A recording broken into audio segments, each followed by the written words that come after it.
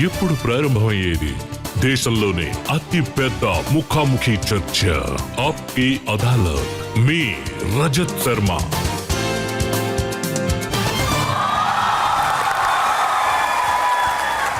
నమస్కారం. Thank you very much. Thank you. Aapki అదాలత్కి మీకు స్వాగతం. ఆప్కి అదాలత్లో ఇవాళ నేను పిలవబోయేది ఇండియాలోని ఎక్కువ అనుభవం ఉన్న నాయకుల్లో ఒకరు. 18 సంవత్సరాలుగా ముఖ్యమంత్రిగా ఉన్నారు. Madhya Pradesh chief minister Shivraj Singh Chauhan.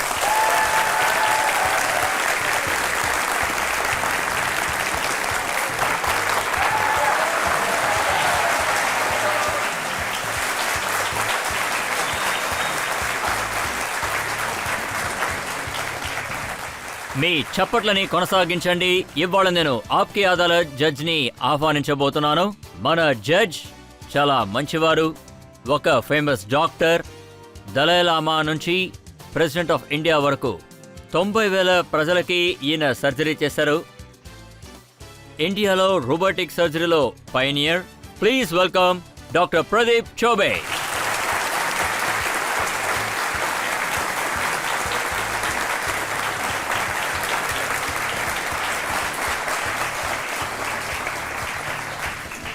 Doctor Choubey మధ్యప్రదేశ్లోని జబల్పూర్కి చెందినవారు.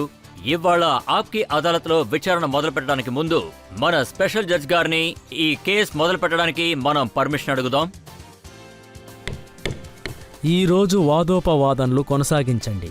ఇవాల్టి ఆరోపణల్ని ఇంకా ప్రశ్నల్ని అడగడానికి ముందు శివరాజ్ సింగ్ చౌహాన్ గారి పొలిటికల్ కెరీర్ ని ఒక్కసారి మనం చూద్దాం. మధ్యప్రదేశ్ ముఖ్యమంత్రి శివరాజ్ సింగ్ చౌహాన్ భారతీయ జనతా పార్టీ నాయకుల్లో ఎక్కువ అనుభవం ఉన్న వాళ్లలో ఒకరు. 18 సంవత్సరాలుగా ముఖ్యమంత్రి పదవిలో ఉన్న శివరాజ్ సింగ్ చౌహాన్ బీజేపీలో Shivraj Singh Chouhan long serving chief minister. మధ్యప్రదేశ్లోని జీగార్ జిల్లాలో నర్మదా నది తీరాన ఒక చిన్న పల్లెటూరులో పుట్టారు ఈ శివరాజ్ సింగ్ చౌహాన్ గారు. ఇవాళ ఆ చోట్లో మామా అనే పేరుతో చాలా ఫేమస్ అయ్యారు. శివరాజ్ సింగ్ చౌహాన్ గారు ప్రజలతో టచ్ లో ఉన్న స్టైలే వేరని చెప్పాలి. శివరాజ్ సింగ్ గారు ప్రజల మధ్య నుంచి జనాల్లోకి దూరిపోతారు. ఈ మధ్యప్రదేశ్ లోని సిస్టర్స్ కూడా ఆయనతో ఇంటరాక్ట్ అవ్వడం మనం చూడొచ్చు. కొన్ని సందర్భాల్లో శివరాజ్ సింగ్ చౌహాన్ గారు భక్తితో ఆడటం పాడటం రెండు చూడొచ్చు. అలాగే కొన్ని సందర్భాల్లో ఆయన గట్టిగా ఎదిరించడం కూడా చూడొచ్చు.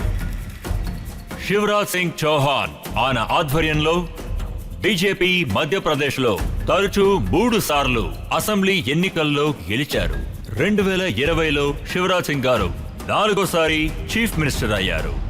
ఇప్పుడు మధ్యప్రదేశ్ లో బలమైన క్యాంపింగ్ జరుపుతున్న శివరాజ్ సింగ్ చౌహాన్ గారు ఆప్కి అదాలత్లో ఆయన మీద వేసిన ఆరోపణలకి ఆయనే వాదించబోతున్నారు. సరే, ఆప్కి అదాలత్లో ఇవాళ విచారణ మొదలు పెడదాం. మొదటి ఆరోపణ శివరాజ్ సింగ్ చౌహాన్ మీద. ఆప్కి అదాలత్లో మధ్యప్రదేశ్ ముఖ్యమంత్రి అయిన శివరాజ్ సింగ్ చౌహాన్ మీద ఆరోపణలు. ఇదే రాజకీయాల కోసం ఆయన మతాన్ని వాడుకుంటున్నాడు. శివరాజ్ జీ గారు, మీరు చిన్నప్పటి నుంచే మీకు మతం అంటే చాలా ఇష్టం, అలాగే దేవుణ్ణి పూజిస్తారు. మీరు సాధు అవ్వాలని కోరుకున్నారని నేను విన్నాను. నా గ్రామం నర్మదా తీరంలో ఉంది. అక్కడే నేను పుట్టాను. ఇక చిన్నప్పటి నుంచి సాధువులతోనే నేను ఉన్నాను. వాళ్లతోనే నేను పెరిగాను. వాళ్లతో నేను పెరిగినప్పుడు నా మనసులో కూడా దుర్వన్ ఇంకా ప్రహ్లాదులాగా దేవుడి ఒడిలో ఉండాలని నాకు ఆశ పుట్టింది. ఆ తర్వాత దానికోసం నేను ఎన్నోసార్లు ప్రయత్నించాను. నర్మదా తీరం వైపు కూర్చుని దేవుడు భక్తిలో జ్ఞానం చేశాను. వాళ్ళని నేను కొలిచాను. నన్ను కూడా వాళ్ళ ఒడిలో కూర్చోబెట్టుకోవాలి. కాబట్టి ఆధ్యాత్మిక మతం పట్ల నా కళాచారం వల్లే అది దొరికింది. ఆ తర్వాత నేను ఎంత ప్రయత్నించినా ఆ దిశలో వెళ్ళలేకపోయాను. చిన్నప్పటి నుంచి నేను భగవద్గీత చదివాను. అందుకే ఆలోచన నాకు తట్టింది. ఈ జీవితం కడుపు నింపుకోవటమే కాదు, మనిషి జీవితం గెలుపుతో అద్భుతంగా ఉండాలి. అవును, అప్పుడే స్వామి వివేకానంద యొక్క పుస్తకం నాకు ఒకటి దొరికింది. అప్పుడు నేను 6వ క్లాస్ చదువుతూ ఉన్నాను. అందులో ఉన్న పదాలు ఇవాల్టికి నాకు మంచి బలాన్నిస్తుంది.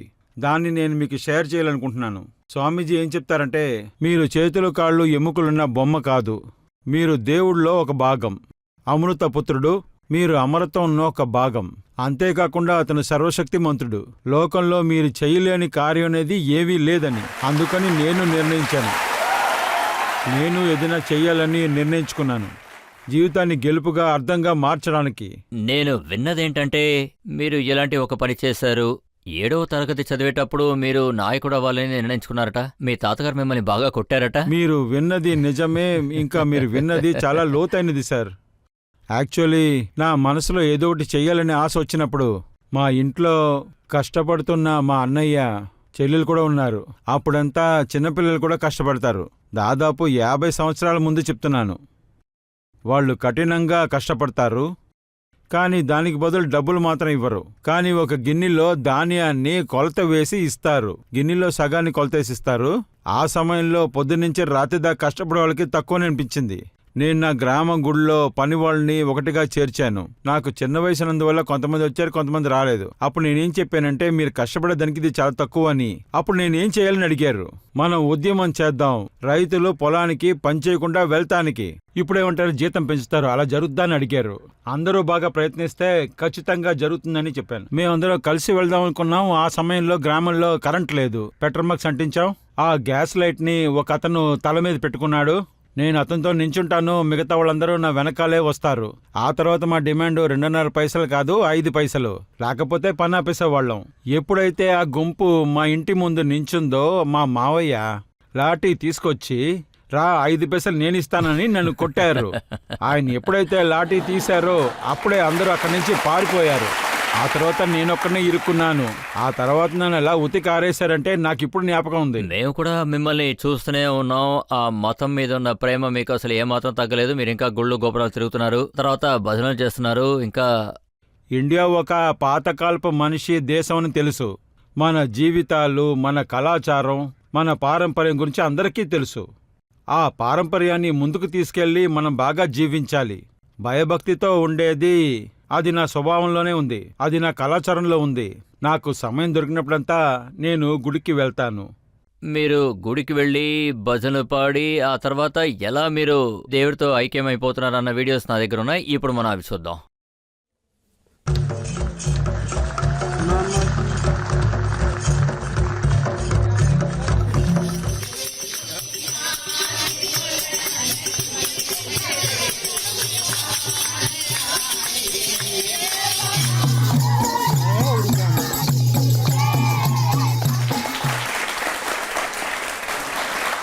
మీ రాజకీయ శత్రువు అయిన కమల్నాథ్ గారు ఇవి చూసినప్పుడు ఏమన్నారంటే, శివరాజ్ గారు చాలా బాగా యాక్ట్ చేస్తున్నారు, ఆయనకి శివరాజ్ సల్మాన్ పేరు పెట్టాలన్నారు.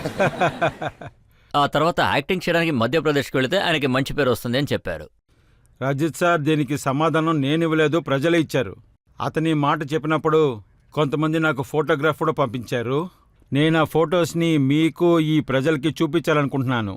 అది నాతో పాటు తీసుకొచ్చాను. ఏం లేదు, అలాంటివి చాలా ఉన్నాయి. నేనేం ఆశపడుతున్నానంటే, ప్రజలు దీనికిచ్చిన సమాధానాన్ని అందరూ చూడాలని. ఇది సల్మాన్ గారితో ఆయన తీసుకున్న ఫోటో. తను జాక్లిన్ ఫెర్నాండెస్. ఇప్పుడు మీరే చూడండి, శివరాజ్ సల్మాన్తో ఉన్నాడని. కరీనా కపూర్ గారితో. మరి ఇదేమో దియా మిర్జా. వీళ్ళందరూ మీకు తెలుసా? నాకంత క్లోజ్గా తెలీదు. కమల్నాథ్ గారికి వీళ్ళని తెలిసినంత వరకు. ఇప్పుడు చూడండి, ఫోటో ఆయనది, వాళ్ళకి వాళ్ళు తెలిసిన వాళ్ళు కూడా ఉన్నది ఆయన. కానీ నన్ను వెళ్ళి బాలీవుడ్లో యాక్టింగ్ చేయమంటున్నారు, ఇది న్యాయమా? ఐఫాని ఆయన నడిపారు, అందులో కోట్ల డబ్బులు వేశారు ఆయన. కానీ నన్ను చూసి ఆయన బాలీవుడ్ వెళ్ళమంటున్నారు. ఇది ప్రజల సమాధానం, నేను మీకు ఇచ్చేశాను. ఆయన ఏమంటున్నారంటే, శివరాజ్ సింగ్ గారు నన్ను ఆటలను ఓడించలేరు, పాట పాడడంలో కూడా పోటీ పడలేరు, ఆర్ట్స్లో నేను గెలవలేను, కానీ ఖచ్చితంగా నేను ఎన్నికలో గెలుస్తానన్నారు. ఎలక్షన్ని ప్రజలే నిర్ణయిస్తారు, కానీ ప్రజల మధ్య ఉండడం అనేది అది నా స్వభావం, ఇంకా నా గుణం కూడా.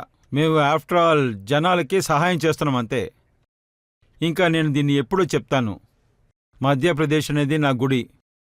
అక్కడున్న ప్రజలు నాకు దేవుళ్ళంటి వాళ్ళు.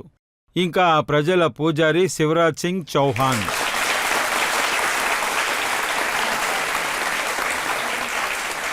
అందువల్ల ప్రజల మధ్య ఉండడానికి నేను ఎలాంటి అవకాశాన్ని వదిలిపెట్టను. ప్రోగ్రాం ఉందో లేదో, మతాల ప్రోగ్రాం అయినా సరే, పండగలైనా సరే, నేను ప్రజల మధ్యనుంటాను, వాళ్లతో ఆడతాను, వాళ్లతో పాడుతాను కూడా, గట్టిగా పట్టుకుంటాను కూడా. కానీ మీరు ఏ భజనైతే చేస్తున్నారో, ఆ దేవుడి పేరు చెప్తున్నారో, దాని గురించి ఎప్పుడు కాంగ్రెస్ ఇలాగే చెప్తున్నారు, మీరు ఎదగడానికి మతం పేరుని వాడుతున్నారు అని. హిందూయిజం పేరు చెప్పి మీరు ఓటుని సేకరిస్తున్నారంటున్నారు. చూడండి, హిందూయిజం ఏంటనేది నా శత్రువులని మిత్రులకి తెలుసు. ఏకంతం ద్విత్ర బహుధా వదంతి మిత్రులకి. ఆత్మ సర్వభూతేషు హిందూయిజం. అయం నిజం పరో వేతి కనలాం అవచిత్తాం పౌతర్వైతర్నాంతో పస్తే ఒకటం తం. లోకమంతా ఒకటి, అదే హిందూయిజం. అందరూ మళ్ళా అనుకోవటం అనేది హిందూయిజం. బతకండి, బతకనివ్వండి అనేది హిందూయిజం. ధర్మానికి జైనా, ధర్మైకి జై. అధర్మం అంతవాలంటే చెడు అంతమవ్వాలి. ఆ తర్వాత జీవరాశుల మధ్య సామరస్యం ఉండటం మంచిది. ప్రపంచ ప్రయోజనాలే హిందూయిజం. సర్వే భవంతు సుఖినా హిందూయిజం. సర్వే సంతులమయ హిందూయిజం. సర్వే ప్రత్నాని పశ్యంతు హిందూయిజం. మా కష్ట బా భవేతు హిందూయిజం. ఇంకా ఈ హిందూయిజం తలుచుకుని చాలా గర్వపడుతున్నాను. కానీ ఈ మధ్య మీకు అలా అనిపించట్లేదా? మధ్యప్రదేశ్లో కాంగ్రెస్ ప్రజలు మీ హిందూయిజం లోపల దూరడానికి ప్రయత్నిస్తున్నారు అని. నేను మొదటిసారి చూశాను. అక్కడ ఎన్ని కాంగ్రెస్ ఆఫీసులైతే ఉన్నాయో అక్కడ కమల్నాథ్ గారు హనుమాన్ చాలీసా పూజలు చేశారు. మాకు భారతీయ జనతా పార్టీకి ఇది హిందూయిజమైనా మతానికి సంబంధించిన ఎలక్షన్ కానే కాదు. ఇది ఒక నమ్మకమైన విషయం, భక్తికైన విషయం. కానీ కాంగ్రెస్ అనేది ఇంతకుముందు హిందూ పేరు చెప్తేనే కోప్పడతారు. హిందూ వాళ్ళంటే పిచ్చెక్కిన వాళ్ళు, వర్గవాది. కొంతమంది రాముణ్ణి ఊహాని అంటారు. ప్రజలేమంటారంటే కొంతమంది హాస్పిటల్ కట్టండి, టాయిలెట్స్ కట్టండి అని అంటారు. కానీ మన ప్రధానమంత్రి మన నరేంద్ర మోదీ గారిని పొగుడుతున్నాను.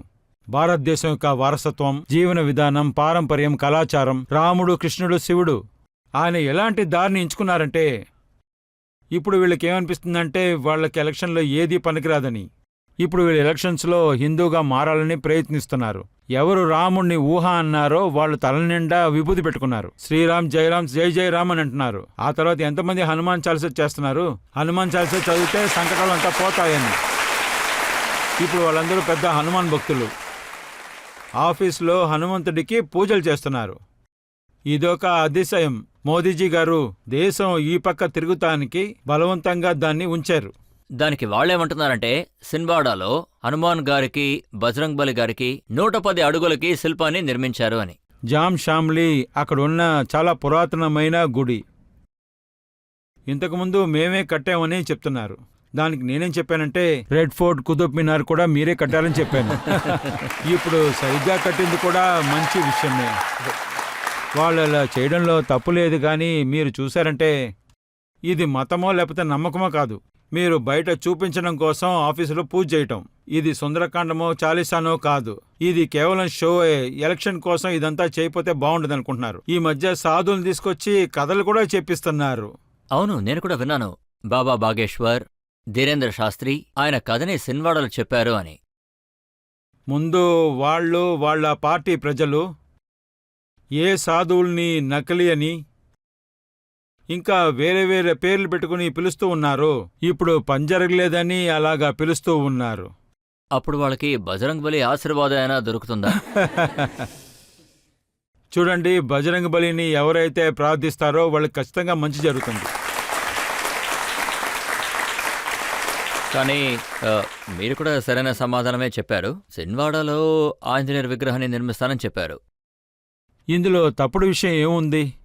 మేము కేవలం చింబాల మాత్రమే కాదు, ఆ తర్వాత ఇవాళ కాదు, మేము సియాస్టో చేసినప్పుడు ఎన్నో గుళ్ళని కట్టాము. చెప్పాలంటే చాలా గుళ్ళు. ఎందుకంటే అవన్నీ మా కేంద్రం. మేము ఉజ్జయిన్లో మహాకాల్ లోకాన్ని కట్టాం. మేము ఓచాలో రామరాజు లోకాన్ని కడుతున్నాం. మేము చాంసాల్లో హనుమాన్ లోహాన్ని కడుతున్నాం. మేము ఎన్నో బన్వాసి రామ్ లోకాన్ని కడుతున్నాం. పుణ్యతం చెందిన రవిదాస్ విశాలమైన గుడి. ప్రధానమంత్రి ఆయనే వచ్చి పునాది కట్టారు. అక్కడ లోకను కడుతున్నారు. సంకన్పూర్లో దేవి లోకను కడుతున్నారు. వేరే వేరే లోకాన్ని కడుతున్నారు. ఎందుకంటే ఇది మన కళాచారాన్ని తర్వాత దిశకి తీసుకెళ్తానికి చేస్తున్నారు. ఇలా చూడండి, మనది 1000 ఏళ్ల పురాతన దేశం. మన కళాచారం, మన జీవితం, మన పారంపర్యం భవిష్యత్తు తరాలకి దీన్ని అప్పగించాలి. ఈ పరంపరని, ఇది మన డ్యూటీ, మన బాధ్యత. ఒకవైపు నమ్మకం అనే కారణంతో చేస్తున్నాం, భక్తి కోసం చేస్తున్నాం. ఇది కూడా మనకొక బాధ్యత లాంటిదే. మా ఆలోచనలని కలిసి ఇదంతా చేస్తున్నాము. ఓంకార్ ఈశ్వర్లో ఏకాంత్ ధామ్ స్టాచ్యూ ఆఫ్ వన్నెస్ని కడుతున్నాం. ఇదే ఆది శంకరాచార్య గారు చెప్పారు. శంకరాచార్యులు ఏం చెప్పారంటే అన్ని జీవులు ఒకే అనుభూతి ఉందని, ప్రాణాలు లేనిది అనుభూతి లేనిది. అందువల్ల అన్ని చోట్ల రాముడు మాత్రమే అందర్నీ ఒకేలా చూస్తాడు. ఎలాంటి విపక్ష లేదు. ఎవరు చిన్నవాళ్ళు లేరు, పెద్దవాళ్ళు లేరు, అసమర్థత లేదు. ఇంకా నేను ఒప్పుకుంటున్నాను, ఆది గురు శంకరాచార్య వాళ్ళ ఆలోచన, ఒకే ఆలోచన మా అందరిలోనూ ఉంది. అన్ని వివక్షాలు మన అందరిలో తుడిపేయాలి. ఇంకా వస్తువుల నుంచి దారి, లోకంలో ఉన్న మనుషులందరికీ శాశ్వతమైన పదవితో దర్శనాన్ని చూపించబోతున్నాం. అందువల్ల స్టాచ్యూ ఆఫ్ వన్నెస్ ని మేము తయారు చేస్తున్నాం, లోకానికి శాంతి అనే వార్తని వ్యాపిస్తానికి. తర్వాత ఇంకో విషయం, మేము ఉచ్చండ్లో మేము మహాకాల్ మహాలోకాన్ని కడుతున్నాం. నమ్మకంలోనూ భక్తిలోనూ బయటికి వచ్చేసింది. కానీ ఆర్థిక వ్యవస్థ వేగంగా మారిపోయింది. ఉజ్జయిన్లో మాత్రం వసంతం కాలంలో దాదాపు 2 కోట్ల ప్రజలు మహాకాల్ మహారాజ్ని దర్శనం చేయడానికి వచ్చారు. 2 కోట్ల మంది. ఉజ్జయిన్ మారిపోయింది. 100 హోమ్స్టే, హోటల్స్, రిసార్ట్స్, చాలా రిక్షాలు నడుస్తున్నాయి. టాక్సీ వాళ్ళకి టాక్సీ కూడా నడుస్తుంది. హోటల్ వాళ్ళకి హోటల్ నడుస్తుంది. కొంతమంది పూలు మాల అమ్ముతున్నారు, కొంతమంది ప్రసాదం అమ్ముతున్నారు. ఉజ్జయినికి మాత్రమే ఈ 10 నెలల్లో 100 కోట్లు లాభంగా దొరికింది. ఎంతమంది జనాలు వస్తున్నారంటే ఉజ్జయిన్ని ఇది మొత్తంగా మార్చేసింది. ఆర్థిక వ్యవస్థలో మేము మహాకాల్ మహాలోకలో కొట్లని కట్టాం. ఆ కొట్లని ఆక్షన్కి వదిలినప్పుడు మీకే వినటానికి ఆశ్చర్యంగా ఉంటుంది. దాదాపు 2.5 కోట్ల రూపాయలు. ఒక కొట్టి ఆక్షన్లో 100 వర్క్ ఫుడ్ కొట్లు. మెరైన్ డ్రైవ్కే కొట్లలో ఇంత రేట్ వస్తుంది. మహాకాల్ మహాలోకు తయారైంది. నమ్మకం భక్తితోనే అక్కడికి అందరూ వస్తున్నారు. అందువల్ల 1000 మందికి పనులు దొరికాయి. ఆర్థిక వ్యవస్థ కూడా మారింది. ఇప్పుడు నమ్మకం ఇంకా భక్తితో కలిపి భక్తలోకాన్ని కూడా మేము తయారు చేశాం. ఇది ఆధ్యాత్మిక సౌకర్యాన్ని ఇస్తుంది, భౌతిక పురోగతిని కూడా ఇస్తుంది. శివరాజ్ గారు, మీరు హనుమాన్ లోక్ని సృష్టించారు, మీరు మహాలోక్ని సృష్టించారు, రామ్ లోక్ని సృష్టించారు. కానీ శత్రువులకి ఇవన్నీ నరకంగా మారాయి. వాళ్ళని చూడనివ్వండి, అక్కడికెళ్ళి ప్రశాంతంగా ఉండనివ్వండి. కానీ ఈ విషయం నిజమేనా? కాంగ్రెస్ వాళ్ళందరూ కూడా ఈసారి ఎలక్షన్లో చాలా భక్తితో పోటీ పడుతున్నారని. ప్రియాంక గారు కూడా నర్మదా తల్లికి పూజ చేయడానికి వెళ్లారు. ధర్మదాతాయికి పూజ చేస్తున్నారు, క్షిప్రతాయి ఒడ్డుకి వెళ్తున్నారు. ఇప్పుడు అదంతా చూడటానికి చాలా విచిత్రంగా ఉంది. ఆ తర్వాత ఈ మార్పు ఎలక్షన్ కోసం, భక్తి మార్పు కోసం కాదు. ఇది నమ్మకంతో కారణం కాదు, ఇది భక్తితో కారణం కాదు. ప్రజలు ఇలా కూడా అంటారు, ఇదొక మూర్ఖత్వం అని.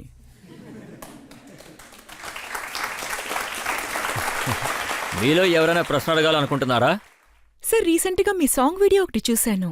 అందులో మీరు చాలా బాగా పాడారు.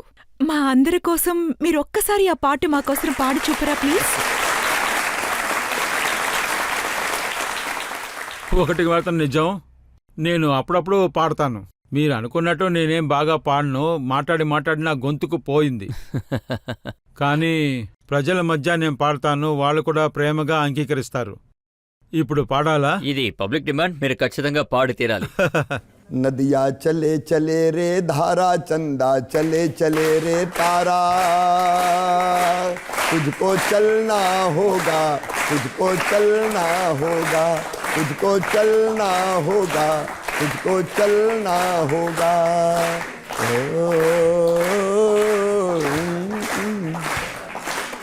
जीवन कहीं भी ठहरता नहीं है, जीवन कहीं भी ठहरता नहीं है, आंधी से तूफान से डरता नहीं है, तू न चलेगा तो चल देंगी राहें, तू न चलेगा तो चल देंगी राहें, मंजिल को तरसेंगी तेरी निगाहें, तुझको चलना होगा, तुझको चलना होगा।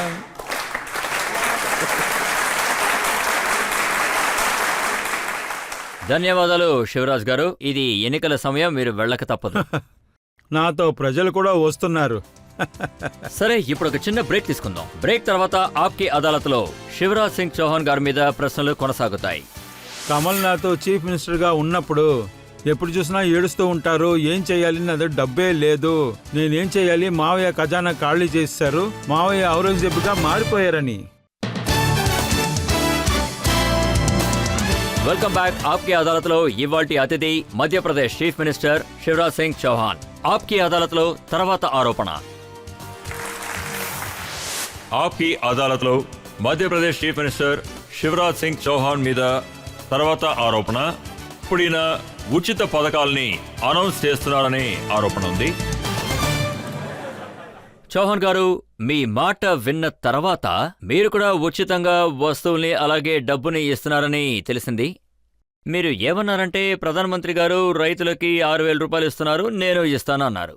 పల్లెటూళ్ళలో ఒక అమ్మాయి చదువుకోవడానికి వెళితే ఒక సైకిల్ ఉచితంగా ఇస్తానన్నారు. టాపర్ అయితే వాళ్ళకి స్కూటీ ఇస్తానన్నారు. ఇందులో ఏ సమస్య ఉంది? చూడండి,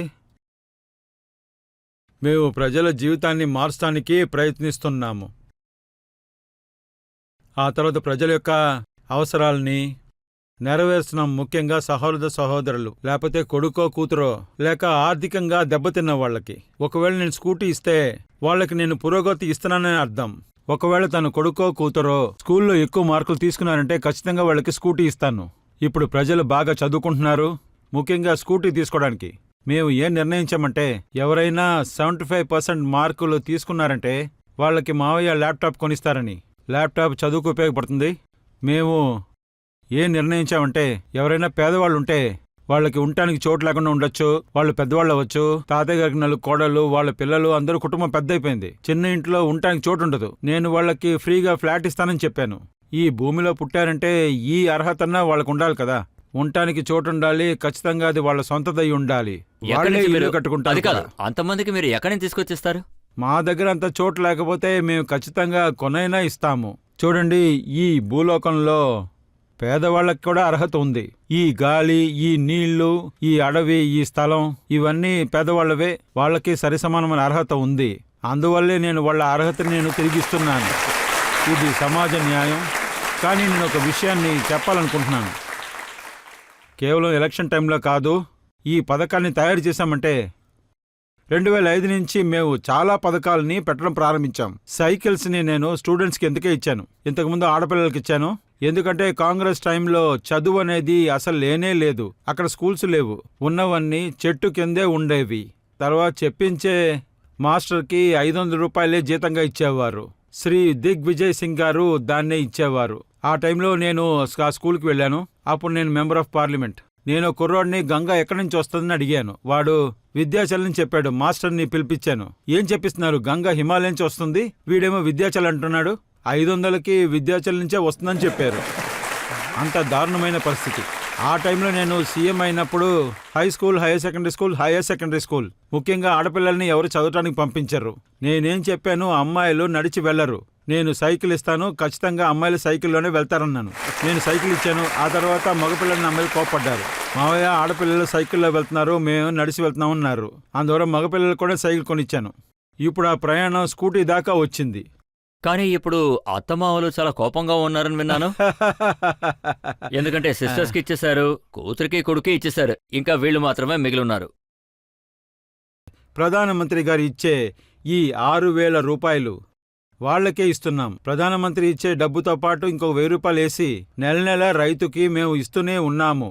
ఇదే వాళ్ల జీవితాన్ని మార్చే ఒక ప్రయత్నం. నిజంగానే మీరు చూశారంటే మా కార్మికుడు పేదవాళ్ళకి నేను ఒక పథకాన్ని వేశాను.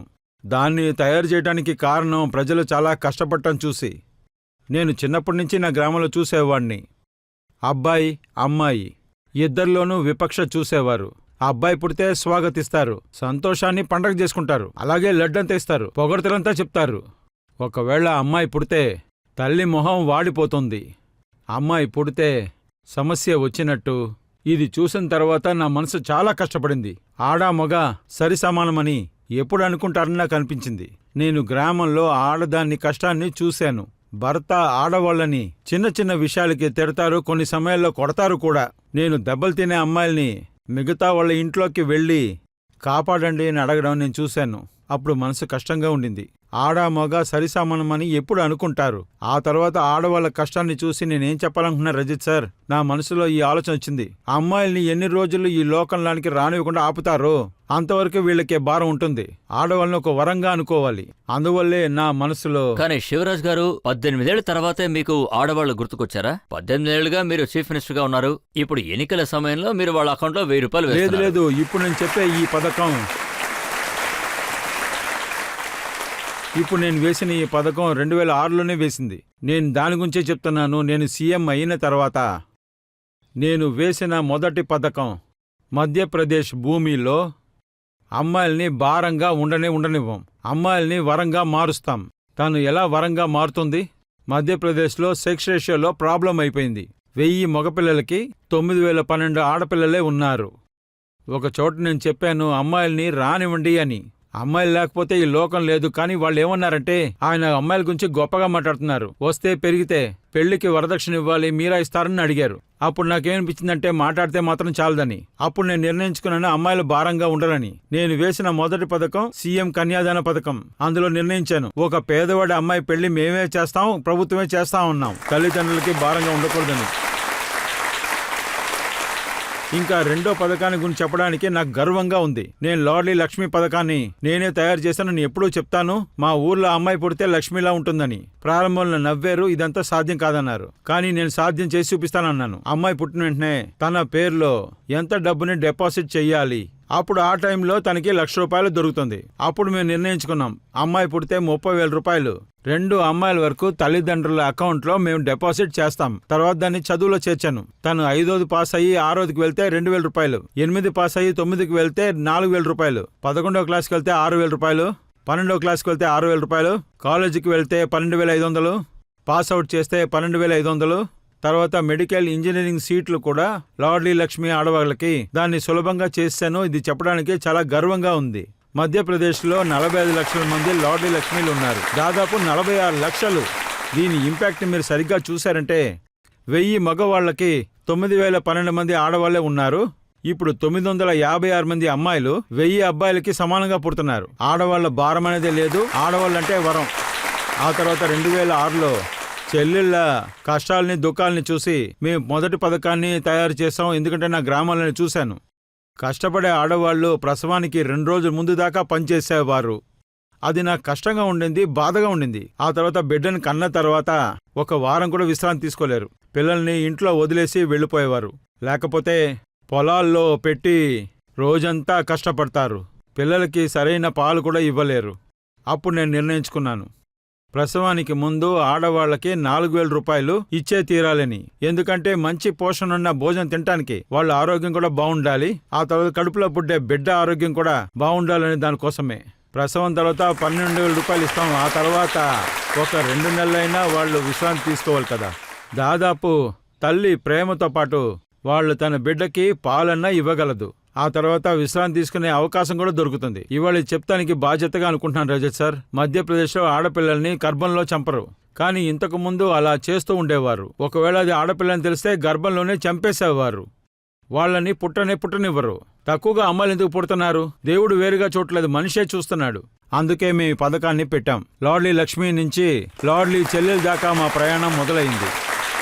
అది మాత్రమే కాదు, నేను గర్వంతో చెప్తున్నాను, మధ్యప్రదేశే దీన్ని నిర్ణయించిన మొదటి రాష్ట్రం. లోకల్ ఎలక్షన్స్లో ఆడవాళ్ళకి 50% రిజర్వేషన్ ఇస్తామని చెప్పాం. ఎందుకంటే ఎలక్షన్లో ఆడవాళ్ళు పోటీ చేయరు, ముసుగేసుకుని ఇంట్లో రొట్టెలు చేస్తూ కూర్చుంటారు, పని పట్ల లేనట్టు. ఇంకా మధ్యప్రదేశ్లో మాత్రమే ఆడవాళ్ళకి 50% రిజర్వేషన్ ఇవ్వాలనేదే మధ్యప్రదేశ్ మాత్రమే. చాలామంది ఎదిరించారు మమ్మల్ని. పోలీస్ సైడ్లో కూడా ఇదంతా ఎలా చేయగలరని ఎదిరించారు కూడా మమ్మల్ని. ఎలా వర్కౌట్ అవుతుంది కూడా అడిగారు. కానీ నాకు ఆడవాళ్ల సామర్థ్యం మీద బాగా నమ్మకం ఉండింది. ఆడవాళ్ళ చేతిలో తుపాకీ ఇస్తే వాళ్ళు దొంగల్ని కొల్లగొట్టే వాళ్ళని పట్టిస్తారని నాకు నమ్మకం ఉండింది. 30% రిజర్వేషన్ ఇచ్చాము. 50% మగపిల్లలకి ఇస్తున్నాం. టీచర్స్ పరీక్షలో ఇవాళ మధ్యప్రదేశ్లో 4 వైపులా మీరు చూశారంటే మగపిల్లలతో పాటు ఆడపిల్లలు కూడా ముందుకు వెళ్తున్నారు. తర్వాత నేను ఇంకో దారి కూడా కనిపెట్టాను. నాకేమనిపించిందంటే అమ్మాయి పేర్లో చూడండి, అమ్మాయి అబ్బాయి ఇద్దరూ సరి సమానమే. మగవాళ్ళు ఆడవాళ్ళు సరి సమానంగా ఉండాలి. ఇద్దరికి సరి సమానమైన అర్హత ఇద్దరికీ ఉండాలి. కానీ ఆస్తిని మాత్రం తీసుకుంటే మగపిల్లల పేరులో తీసుకుంటారు. ఇల్లు, షాపు, స్థలం అయినా కూడా మగపిల్లల పేరు మీదే తీసుకుంటారు. అప్పుడు మేము నిర్ణయించామంటే అమ్మాయి పేరు మీద తీసుకుంటే స్టాంప్ ఛార్జెస్ 1% ఉంటుంది అని, కానీ మగవాళ్ళ పేరు మీద తీసుకుంటే ఎక్కువ అవుతుంది అని. ఇప్పుడు దీనివల్ల ఏం జరిగిందో మీకు చెప్తాను రజత్ సార్. మధ్యప్రదేశ్లో 45% ఆస్తి అంతా ఆడవాళ్ళ పేరు మీద తీసుకుంటున్నాడు. భర్త భార్యతో ఏం చెప్తున్నాడంటే నీ పేరు మీద తీసుకుంటే స్టాంప్ ఛార్జెస్ తక్కువ అవుతుంది అని, రిజిస్ట్రేషన్ డబ్బు సేవ్ అవుతుందని. ఇది ఆడవాళ్ళ యొక్క అధికారం. ఫ్రీగా ఏవి ఇవ్వటం లేదు. కానీ అదేంటంటే ఈ పథకాలన్నీ మీరు ఇచ్చే డబ్బు వాళ్ళకి వెళుతుందా లేదా అనేది మీరు ఎలా మానిటరింగ్ చేస్తారు? డీబీటీ డైరెక్ట్గా అకౌంట్కి వెళ్ళి చేరిపోతుంది. మధ్యన ఎవరు ఉండరు. అది కాంగ్రెస్ కాలం. స్వర్గానికి వెళ్తే రాజీవ్ గారు చెప్తారు, నేనేం చెయ్యాలి, 1000 రూపాయలు పంపిస్తున్నాను, 15 పైసలే వెళ్తుంది. ఇప్పుడు మాకు ఆ పరిస్థితి లేదు. మోదీ గారు వల్ల అతని ఆధారంలో మేము పనిచేస్తున్నాం. 1 రూపాయి ఇస్తే డైరెక్ట్గా అకౌంట్లోకి వెళ్ళే చేరుతుంది. ఆ అకౌంట్ నుంచి వాళ్ళు తీసుకుని యూజ్ చేసుకుంటారు.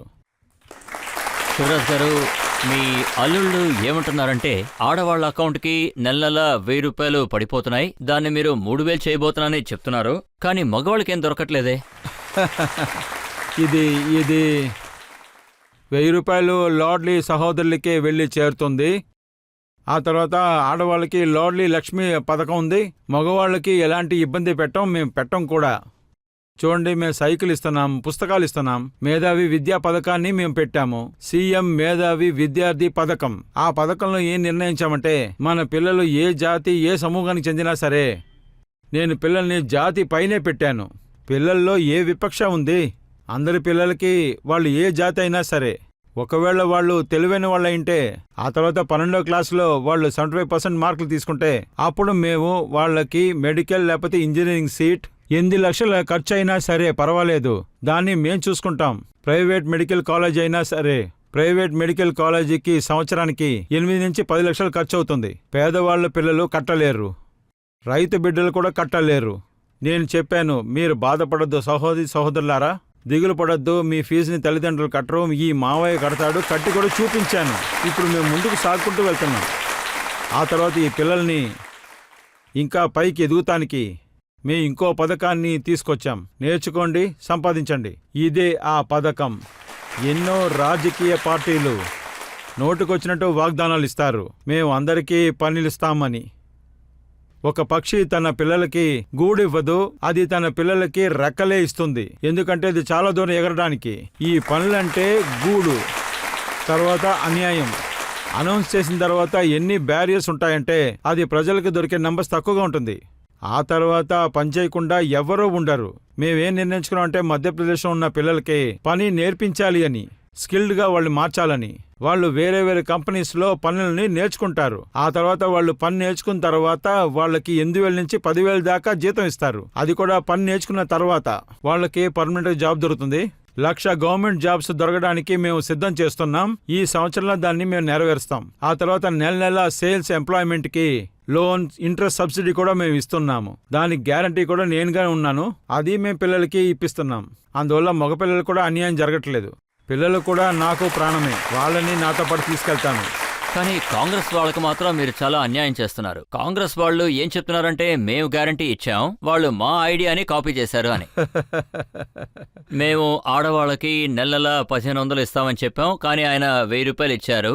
వాళ్ళు గ్యాస్ సిలిండర్ని 500కి ఇస్తానంటే మీరు దాన్ని 450 రూపాయలకి ఇచ్చారు.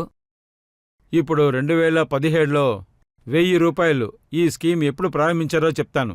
2017లో మధ్యప్రదేశ్లో 3 వెనకబడిన కులాలుండేవారు: బేగా, బారియా, ఇంకా సైరియా. అక్కడ పిల్లలకి మంచి పోషణ దొరకట్లేదు. నాకేమనిపించిందంటే ఆ కుటుంబాన్ని పైకి తీసుకురావాలి అంటే కుటుంబ పెద్ద అకౌంట్లో 1000 రూపాయలు బ్యాంక్ అకౌంట్లో వెయ్యాలని.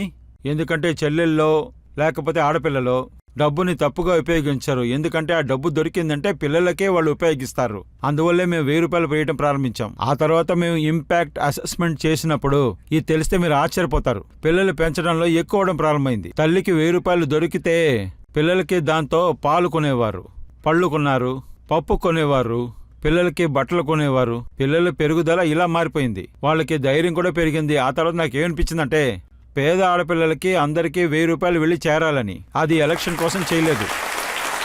మేము 1000 రూపాయలకి ముందు, దానికన్నా ముందు లక్షల మందికి ఇది ఇస్తూనే ఉండేవాళ్ళం. ఇప్పుడు దాన్ని ఎక్స్పాండ్ చేసి మేము దాన్ని పేద ఆడపిల్లలు, ఆ తర్వాత మధ్య తరగతి చెందిన ఆడపిల్లలకి దాన్ని చేర్చాం. అది నాకు సంతోషంగా అనిపించింది. ఒకసారి దాన్ని తలుచుకుని చాలా సంతోషపడేవాడిని. ఇప్పుడు 3 రోజులకి ముందు జాబో వర్క్కి వెళ్ళాను. ఆ ఫోటోగ్రాఫర్ చూశారంటే అందరూ నన్ను నించోబెట్టి నన్ను పిలుస్తారు, ప్రేమగా అన్నయ్య అని పిలుస్తారు. నేను బండి ఆపమంటాను. నన్ను వాళ్ళు పట్టుకుంటారు, తల మీద చేయి పెట్టి ఆశీర్వాదం అడుగుతారు, కాళ్ళ మీద పడి కూడా ఆశీర్వాదం తీసుకుంటారు. ఆ తర్వాత చెప్తారు, మీరిచ్చిన డబ్బుతోనే నేను ఈ బుట్ట కొన్నాను అని. కాయగూరల్ని కొని ఈ బుట్టలో వేసుకొని అమ్ముకుని బతుకుతున్నాను, దాంతోనే కుటుంబం జరుగుతుందని చెప్తారు. ఆ తర్వాత 100-200 సంపాదిస్తున్నానని చెప్తారు. కొంతమంది పాత మిషన్ కొనుక్కున్నారు, ఆ తర్వాత కుట్టుకూళ్ళు పనిచేస్తున్నారు. ఈ ఆడవాళ్ళు ఆ డబ్బును పెట్టుకొని స్వయంగా పనిచేస్తానికి ఒక అడుగు పెట్టారు. వాళ్ళ జీవితం కూడా మారిపోయింది. దీన్ని ఫ్రీగా ఇవ్వటం లేదు. నా చెల్లెల జీవితాన్ని మార్చే ఉన్న ప్రచారం తర్వాత నా తీర్మానం కూడా. మా చెల్లెల కంట్లో నీళ్లు అసలు రానివ్వను. వాళ్ళ మొహంలో సంతోషాన్ని నేను చూస్తాను. ఆడవాళ్ల అధికారం మా జీవితం యొక్క మిషన్. జూలై 2022లో పీఎం నరేంద్ర మోడీ గారు ఏమన్నారంటే, ఇప్పుడు మన దేశాల్లో ఉచిత వస్తువులు ఇచ్చి ఓట్లని సేకరించడానికి ప్రయత్నిస్తున్నారు అని. ఆయన ఏమన్నారంటే, ఇలాంటి కల్చర్లో ఉన్నవాళ్లు ఎక్స్ప్రెస్ వేని కట్టలేరు, ఎయిర్పోర్ట్ కట్టలేరు, హాస్పిటల్స్ కట్టలేరు, వీళ్ళు కేవలం ఓట్లు మాత్రమే అడుగుతారన్నారు. ఆయన చెప్పింది కరెక్టే. మీరు నేనేం చేస్తున్నారా? చెప్తున్నానంటే ఆయన ఎవరు ఉచితంగా ఇస్తున్నారో వాళ్ళకి మాత్రమే చెప్తున్నారు. మీరు రజత్ సార్ మధ్యప్రదేశ్కి వెళ్ళి మీరు చూడండి. హైవేస్ కడుతున్నాం, ఎక్స్ప్రెస్ వేవ్ కడుతున్నాం. మధ్యప్రదేశ్ ఎలా ఉండింది? 2003లో మధ్యప్రదేశ్లో నాశనమైన 60,000 కిలోమీటర్ల రోడ్డు మాత్రమే ఉండింది. రోడ్లో పల్లం ఉందా, పల్లంలో రోడ్డు ఉందా అని తెలియకుండానే పోయింది. ఎందుకంటే ఎవరన్నా మధ్యప్రదేశ్కి వస్తే బండి దూకుతూ ఉంటుంది, అప్పుడే తెలిసిపోతుంది ఇది మధ్యప్రదేశ్లో ఉన్నామని. దిగ్విజయ్ సింగ్ మధ్యప్రదేశ్ని ఒక దారి చేశారు. ఇవాళ మధ్యప్రదేశ్లో 5 లక్షల కిలోమీటర్లకి అద్భుతమైన రోడ్డుని మేము వేశాం. ఆ గొప్పతనం మాకే చెందుతుంది. Atal express way, Narmada express way, Vindhya express way, Bundelkhand express way. మేము మధ్యప్రదేశ్ని పూర్తిగా మార్చేశాం. ఇంకా కేవలం రోడ్లు మాత్రమే కాదు, మధ్యప్రదేశ్లో కరెంట్ రావడం తక్కువ, వెళ్లేది చాలా ఎక్కువ. కాంగ్రెస్ ప్రభుత్వం ఉన్నప్పుడు 2 గంటలో లేకపోతే 3 గంటలో కరెంటు ఉండేది. ఆ తర్వాత కరెంటు ఉత్పత్తి కేవలం 5,000 మెగావాట్స్ తక్కువగా ఉండేది. ఇవాళ 29 మెగావాట్స్ కరెంట్ ని ఉత్పత్తి చేసి కావాల్సింది పేదవాళ్ళకి 24 గంటలు కరెంట్ ఇచ్చి వాళ్ళ ఇంట్లో దీపాలుగా చేశాం. మేము కొత్త పవర్ ప్లాంట్ ని కట్టాం. శివరాజ్ గారు, మీరు ఖచ్చితంగా విద్యుత్ ని ఇస్తున్నారు. మీరు 100 యూనిట్ల విద్యుత్ ఫ్రీ అని చెప్తున్నారు. 200 అయితే బిల్లు సగం. ఇవన్నీ ఫ్రీబీస్ కాదంటారా? లేదు, ఇది కాంగ్రెసే చెప్తుంది. మేము డబ్బు తీసుకుంటున్నాం కానీ పేదవాళ్ళ దగ్గర తక్కువ తీసుకుంటున్నాం. మధ్యప్రదేశ్లో క్యాపిటల్ ఎక్స్పెండిచర్ ఎప్పుడూ తగ్గిందే లేదు. రెవెన్యూ సర్ప్లస్ బడ్జెట్ ఎప్పుడూ మాదే. నీళ్ళు అవనండి, రోడ్డు అవనివ్వండి, కరెంట్ అవనివ్వండి, 5 మెడికల్ కాలేజ్ ఉండే, ఇప్పుడు 30 ఉన్నాయి. ప్రభుత్వంలో సీఎం ఇల్లు లాగా స్కూల్ని కడుతున్నారు. ఒక్కొక్క బిల్డింగ్ 30 నుంచి 40 కోట్లు ఉంటాయి. ప్రైవేట్ స్కూల్ కన్నా మంచి వసతులు ఉండేలాగా ఏర్పాటు చేస్తున్నాం. గ్లోబల్ స్కూల్ పార్క్ లాంటిది స్కిల్స్ మెన్ పవర్ ని తయారు చేయడానికి. సింగపూర్ కొలాబరేషన్లో మేము ఇన్స్టిట్యూషన్ ని తయారు చేస్తున్నాం. చాలా రకమైన colleges, medical colleges, engineering colleges, infra లాంటి వలని వేసి పెట్టాము. ఇంకా మధ్యప్రదేశ్ యొక్క ఆర్థిక వ్యవస్థ చూడండి. కాంగ్రెస్ ప్రభుత్వం ఉన్నందుకు 2 నుంచి 2003 వరకు మధ్యప్రదేశ్ లో పర్ క్యాపిటల్ ఇన్కమ్ కేవలం 11,000 రూపాయలే. ఇవాళ అది 1,40,000 రూపాయల దాకా ఎక్కువ అయ్యింది. మధ్యప్రదేశ్ లో మొత్తంగా చేరిస్తే ఆర్థిక వ్యవస్థ 71 కోట్లుగా ఉండింది. ఇవాళ మేము దాదాపు 15 లక్షల కోట్లు పెంచాము. మధ్యప్రదేశ్లో పంట, వరి, వీటి ఉత్పత్తులు కేవలం 100 కోట్లే ఉండింది. ఇవాళ ఇది దాదాపు 650 కోట్ల దాకా పెరిగింది. మధ్యప్రదేశ్ గోధుమని ఎక్స్పోర్ట్ చేసే, చాలా పెద్ద గోధుమలు ఎక్స్పోర్ట్ చేసే రాష్ట్రంగా ఉంది. అగ్రికల్చర్ గ్రోత్లో చూశారంటే కాంగ్రెస్ కాలంలో అది మైనస్లోనే ఉండింది. కంటిన్యూగా 1.5 దశాబ్దంగా మధ్యప్రదేశ్లో 18% ఆఫ్ గ్రోత్ రేట్ని పొంది కేవలం ఈ దేశంలో మాత్రమే కాదు లోకంలోనే పెద్ద రికార్డ్ని చేశాం. కంటిన్యూగా ఇలాంటి పెరుగుదల ఎప్పుడూ లేనేలేదు. నీటిపారుదల వ్యవస్థ కాంగ్రెస్, రాజా, నవాబ్, ఆంగ్లేయులు స్వతంత్రానికి ముందు కూడా మొత్తంగా 7.5 లక్షల ఏకర్లు ఉండేవి. దాన్ని మేము 42 హెక్టార్లకి పెంచాం. ఆ తర్వాత 60 లక్షలకి మేము చేర్చబోతున్నాం. ఆ తర్వాత నీటిపారుదల వ్యవస్థ అతిశయంతో చాలా వేగంగా పెరిగింది. అందువల్ల ఆర్థిక వ్యవస్థ పెరిగింది. దేశం యొక్క GST టీపీ యొక్క మధ్యప్రదేశ్ వాటా కేవలం 3.6% మీరు ఉంది. చెప్పండి. కానీ ఇవాళ 4.8% ఉంది. చాలా వేగంగా మేము పెంచుకుంటా పోయాం. ఒక సమయంలో బడ్జెట్ 20 కోట్లుగా ఉండింది. ఇవాళ 3,16,000 కోట్లు ఇచ్చాం మేము. శివరాజ్ గారు, ఎలక్షన్ క్యాంపెయిన్ మొత్తం ఇక్కడే పూర్తి చేస్తారా?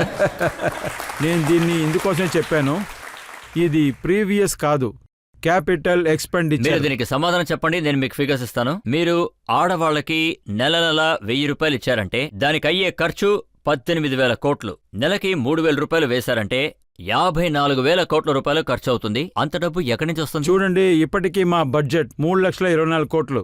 ఆ తర్వాత దాన్ని ఇంకా సరి చేయడానికి రివైజ్ చేస్తూనే ఉన్నాను. 5,000 కోట్లకి పెంచితే అది మళ్ళీ తిరిగి వస్తుంది. నెక్స్ట్ ఇయర్ మా బడ్జెట్ దీనికన్నా దాదాపు 25% ఎక్కువగానే ఉంటుంది. ప్రధానమంత్రి మోదీ గారు ఏం చెప్పారంటే $5 ట్రిలియన్ ఎకనామీని ఈ దేశంలో తయారు చేయాలన్నారు. కానీ మేమేం చెప్పామంటే $580 బిలియన్ ఈ దేశాన్ని తీసుకొస్తామని చెప్పాం. ఈ వేగంతోనే ఆర్థిక వ్యవస్థ పెరిగింది. బడ్జెట్ వ్యవస్థ ఇదిగో ఇలాగే పెరుగుతూనే ఉంది.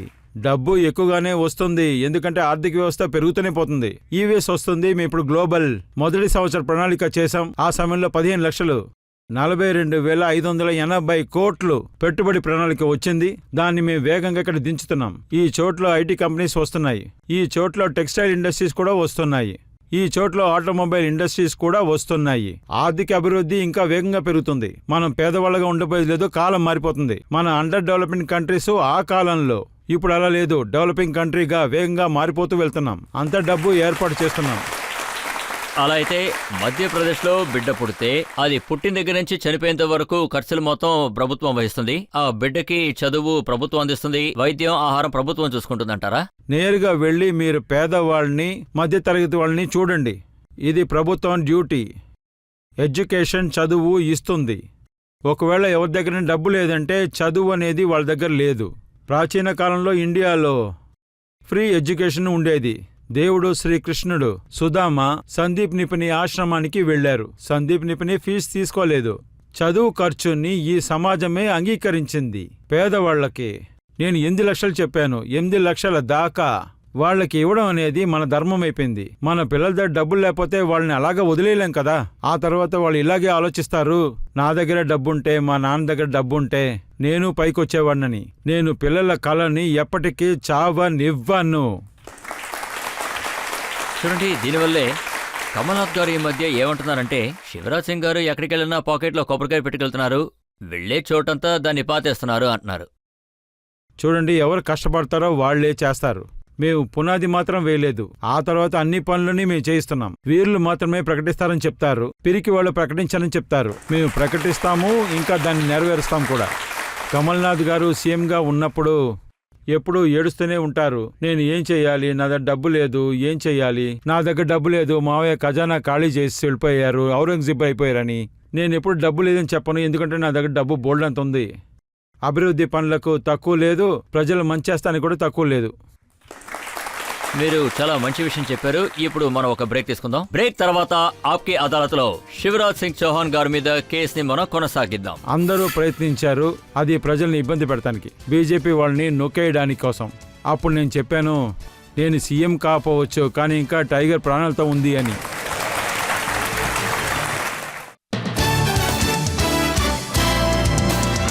వెల్కమ్ బ్యాక్ ఆప్కే అదాలత్లో. ఇవాళ మన విచారణలో ఉన్నది మధ్యప్రదేశ్ లో చాలా పాపులర్ అయిన చీఫ్ మినిస్టర్ శివరాజ్ సింగ్ చౌహాన్. ఆప్కే అదాలత్లో తర్వాత ఆరోపణ. ఆప్కి అదాలత్లో మధ్యప్రదేశ్ చీఫ్ మినిస్టర్ శివరాజ్ సింగ్ చౌహాన్ మీదున్న తర్వాత ఆరోపణ, ఈయన అందరినీ బెదిరిస్తున్నారు అని. శివరాజ్ గారు, నేను చాలా సంవత్సరాలుగా చూస్తున్నాను. మీరు మాట్లాడే పద్ధతి చాలా బాగుంటుంది. ప్రజలతో మాట్లాడేప్పుడు ఎంతో ఆప్యాయతగా, ప్రేమగా మాట్లాడతారు. కానీ ఈ మధ్య మీ మాటలు వింటుంటే మీరు ఎలా మాట్లాడుతున్నారంటే 10 అడుగులు కింద దించుతానంటున్నారు. మీ ఇంటిని నేలపాలు చేసి మైదానంగా మార్చేస్తానంటున్నారు. మీరు క్రష్ చేస్తానని అంటున్నారు. నలిపి పారేస్తానని అంటున్నారు. ఎవరిని? చూడండి, సీఎంగా నేనేమి ఇప్పుడు అవ్వలేదు. 2005 నుంచే నేను సీఎంగానే ఉన్నాను. ఆ సమయంలో మధ్యప్రదేశ్ యొక్క ఉత్తరం ప్రాంతం దొంగల భాగమని చెప్పేవారు. వేరే వేరే దొంగల కథల్ని పెట్టి కూడా సినిమాలు తీశారు. మల్కాన్ సింగ్ అనే ఒక దొంగ, పాల్ సింగ్, ఎంతో మంది ఉండేవారు. ఆ తర్వాత లైన్లో నించోపెట్టి వాళ్ళని చంపేసేవారు. కాంగ్రెస్ రెజిమ్లో 14 మందిని చంపేసేవారు. సాయంకాలం 5 గంటల తర్వాత వాళ్ళ ఇంటి నుంచి బయటకు వస్తారు. దొంగలు ఏ టైంకి బయటకు వచ్చి దొంగతనం చేస్తారో అసలు తెలియదు. నేను సీఎం అయిన తర్వాత గ్వాలియర్లో ఒక మీటింగ్ పెట్టాను. డీజీపీ ఇంకా మిగతా ఆఫీసర్ని పిలిచి చెప్పాను, మధ్యప్రదేశ్లో 1 దొంగలుండాలి, లేకపోతే శివరాజ్ ఉండాలి, ఇద్దరూ కలిసి ఉండకూడదని చెప్పాను. నేను వాళ్ళకి టాస్క్ ఇచ్చాను. ఆ తర్వాత మన పోలీసులు తలుచుకుంటే గర్వంగా ఉంది. 6 నెలల్లో ఉన్న దొంగలందరినీ చంపేశారు కూడా. కాంగ్రెస్ ఉండేటప్పుడు వాళ్ళని కాపాడుకుంటూ వచ్చేవారు. అందరు దొంగల్ని మేము చంపేశాం, కానీ ఇవాల్టి వరకు ఒక్క దొంగని కూడా మళ్ళీ దొంగలాగా పెరగడం మేము చెయ్యనే లేదు. అదే నిజం, అందరినీ అంతం చేశాం. రెండో విషయం, మధ్యప్రదేశ్లో ఒక కాలంలో దిగ్విజయ్ సింగ్ రాజ్యం ఉండేది. నక్సల్ సిట్టింగ్ మంత్రి స్వర్గానికి వెళ్ళిన నికీరామ్ కావేరి మెడని నరికేశారు. అలాంటి నక్సలిజం ఉండేది. మేము నక్సలిజంని మా ఆధీనంలోకి పూర్తిగా తీసుకుని వచ్చేశాం. తర్వాత ఈ సంవత్సరం కూడా సమస్య చేసిన నక్సలైట్స్ని చంపేశాం. మేము వాళ్ళ నెట్వర్క్ని పూర్తిగా అంతం చేశాం. దిగ్విజయ్ ఆయన కాలంలో ఎంతోమంది ఉండేవారు. వాళ్ళు ఎన్నో నేరాల్ని చేస్తూ ఉండేవారు. ఆయుధాలని ఉపయోగించారు, బాంబులు పెట్టారు. మేము సిమ్మీ నెట్వర్క్ని అంతం చేశాం. ఆ తర్వాత సిమ్మీ ప్రజలు జైల్లో ఉన్న వాళ్ళని తప్పించుకోవడానికి ప్రయత్నించారు. వాళ్ళు ఎక్కువ దూరం పరిగెత్తలేకపోయారు. ఎన్కౌంటర్లో చంపేశాం కూడా. మేము నేరస్తులకి ఆపోజిట్గా ప్రారంభం నుంచే నడవడిక తీసుకుంటున్నాం. ఆ తర్వాత ఇప్పుడు కూడా ఎవరైనా మాఫియా ఉన్నా సరే, గూండాలైనా సరే, రౌడీలైనా సరే, వాళ్ళు అమ్మాయిలతో తప్పుగా నడుచుకుంటే వదిలేస్తానా ఏంటి? ఇక మీదట అలాంటి వాళ్ళని సహించకూడదని మేము నిర్ణయించుకున్నాం. మధ్యప్రదేశ్ ఇలాంటి ఒక చట్టం వేసిన మొదటి రాష్ట్రం. అమాయక ఆడవాళ్ళతో తప్పుగా నడుచుకుంటే వాళ్ళని నేరుగా మేము ఊరేసేస్తాం. మేమే మొదటిగా ఆ చట్టాన్ని తీసుకొచ్చింది. ఆ తర్వాత అలాంటి నేరస్తుల్ని 10 అడుగులు గొయ్యి తవ్వి అలాగే ప్రాణాలతోనే పాతేయాలి. నేను చెప్పేది అర్థం ఏంటంటే, కఠినమైన నిర్ణయం తీసుకుంటామనేదే. ఇదే ఉదాహరణగా ఉండాలి. నేరస్తులు నేరం చేయడానికి భయపడాలి. కొల్లగొట్టే వాళ్ళకి, దుష్ట పనులు చేసేవాళ్లకి.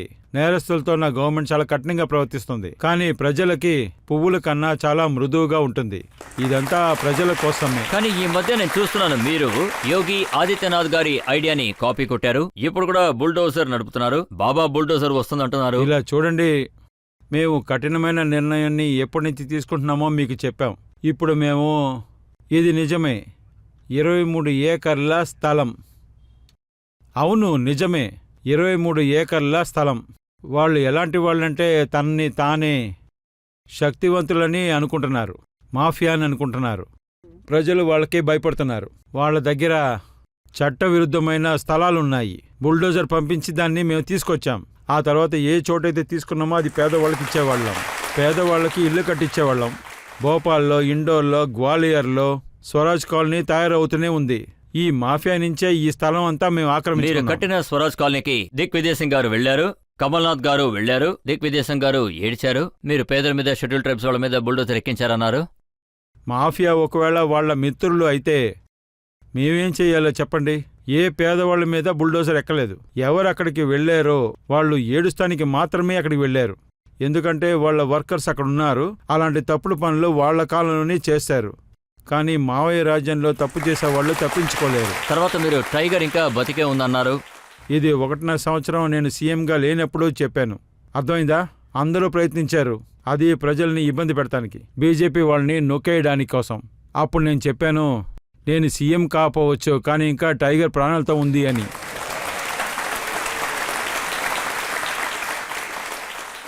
మీ గురించి అపోజిషన్ పార్టీ వాళ్ళు ఏమనుకుంటున్నారో మీరు తెలుసుకోవడం చాలా ముఖ్యం. ప్రియాంక గాంధీ గారు మధ్యప్రదేశ్కి వెళ్లారు. ఆవిడ ఏమన్నారంటే 220 నెలలు రూల్ చేసిన తర్వాత శివరాజ్ సింగ్ చౌహాన్ గారు 225 మోసాలు చేశారు అన్నారు. నంబర్ కూడా బాగుంది. 220 ఇంకా 205. 205. మోసం చేశారా లేదా? వాళ్ళకి ఎన్ని రకాల మోసాలు చేశారో జ్ఞాపకం వస్తే ఈ మోసం, ఆ మోసం, భోజనం మోసం, నీళ్ల మోసం, లోపలికి వెళ్తే మోసం, బయటకు వస్తే మోసం, తర్వాత జర్నలిస్ట్ ఏ మోసం అని అడిగితే వాళ్ళు మీరే చదువుకోండి అని చెప్పారు. నిజం ఇదే. మనం దేన్ని ఎలా చూస్తున్నామో మనకి అది అలాగే తెలుస్తుంది. ఇప్పుడు ఇంతకుముందు కాంగ్రెస్ పరిపాలన జరిగినప్పుడు మోసం జరిగింది. కానీ ఇప్పుడు చూశారంటే 15 నెలలు వాళ్ళు రూల్ చేశారు. మధ్యప్రదేశ్ని ఏ పరిస్థితి తీసుకొచ్చారు నేను అడగాలనుకుంటున్నాను. వాళ్ళు మోసం గురించి మాట్లాడుతున్నారు. శివరాజ్ గారు, నేను మీకు ఒక ఉదాహరణ ఇస్తాను. ఆవిడ స్పెసిఫిక్ గా ఏమన్నారంటే, ప్రియాంక గాంధీ గారు ఒక లెటర్ పంపించారు. అందులో ఏమన్నారంటే, కాంట్రాక్టర్ హైకోర్టుకి లెటర్ రాసి అందులో 50% అడుగుతున్నారు అన్నారు. 50% కమిషన్ అడుగుతున్నారని అని రాశారు. మేము ఆ కాంట్రాక్ట్ని వెతుక్కుంటూ వెళ్ళాం, కానీ వాడు ఎక్కడికి వెళ్ళిపోయాడో తెలియట్లేదు. మేము వెతుకుతూనే ఉన్నాం. ఇదంతా ఎక్కడి నుంచి ఎక్కడ నేర్చుకున్నారో తెలియట్లేదు. కర్ణాటక చివర్లో ఇలా జరుగుతున్నాయని చెప్తున్నారు, కానీ ఎలాంటి ఆధారం లేదు.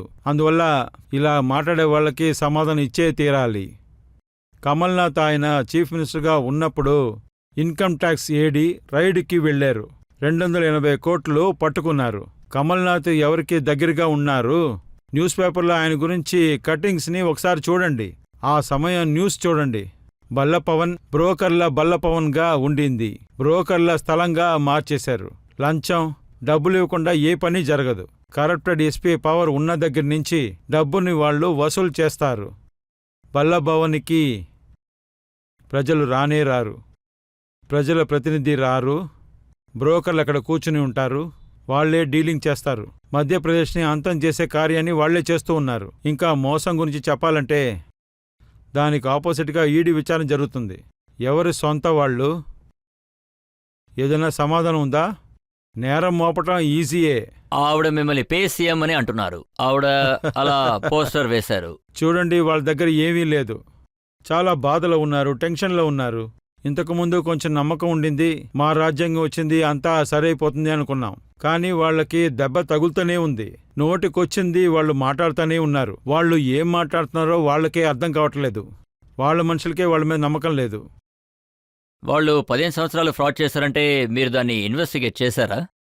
ఇన్వెస్టిగేషన్ జరుగుతూనే ఉంది. షిన్వాలా షించాయి కాంప్లెక్స్ అక్కడ పని చేయకుండానే కోట్ల ట్రాన్సాక్షన్ జరుగుతూనే ఉంది. దాంతో విచారణ కూడా జరుగుతూనే ఉంది. తర్వాత మీ వాళ్ళు కూడా పోస్టర్ వేశారు, కమల్నాథ్ గారి కరప్ట్ నాథ్ అని అన్నారు. ఇప్పుడు ఎవరు ఎలాగో ప్రజలు అలాగే చేస్తారు కదా. కానీ మధ్యప్రదేశ్లో ఇంతకుముందు ఇలాంటి ఒక క్యాంపెయిన్ అసలు జరగలేదు. వాళ్ళు మిమ్మల్ని పేసీఎం అనడం, మీరు వాళ్ళని కరప్ట్ నాథ్ అనడం, ఒకరి మీద ఒకరు నిందలు వేస్తున్నారు, దొంగ అని అంటున్నారు. వాళ్లే ప్రారంభించారు. వాళ్ళు ఏం చేస్తున్నారో దానికి తగ్గట్టుగానే భారతీయ పార్టీ చేస్తుంది. మీ వాళ్ళు చెప్పేదేంటంటే 50-50 సగానికి సగం, ఇదే కమల్నాథ్ గారి వాటా.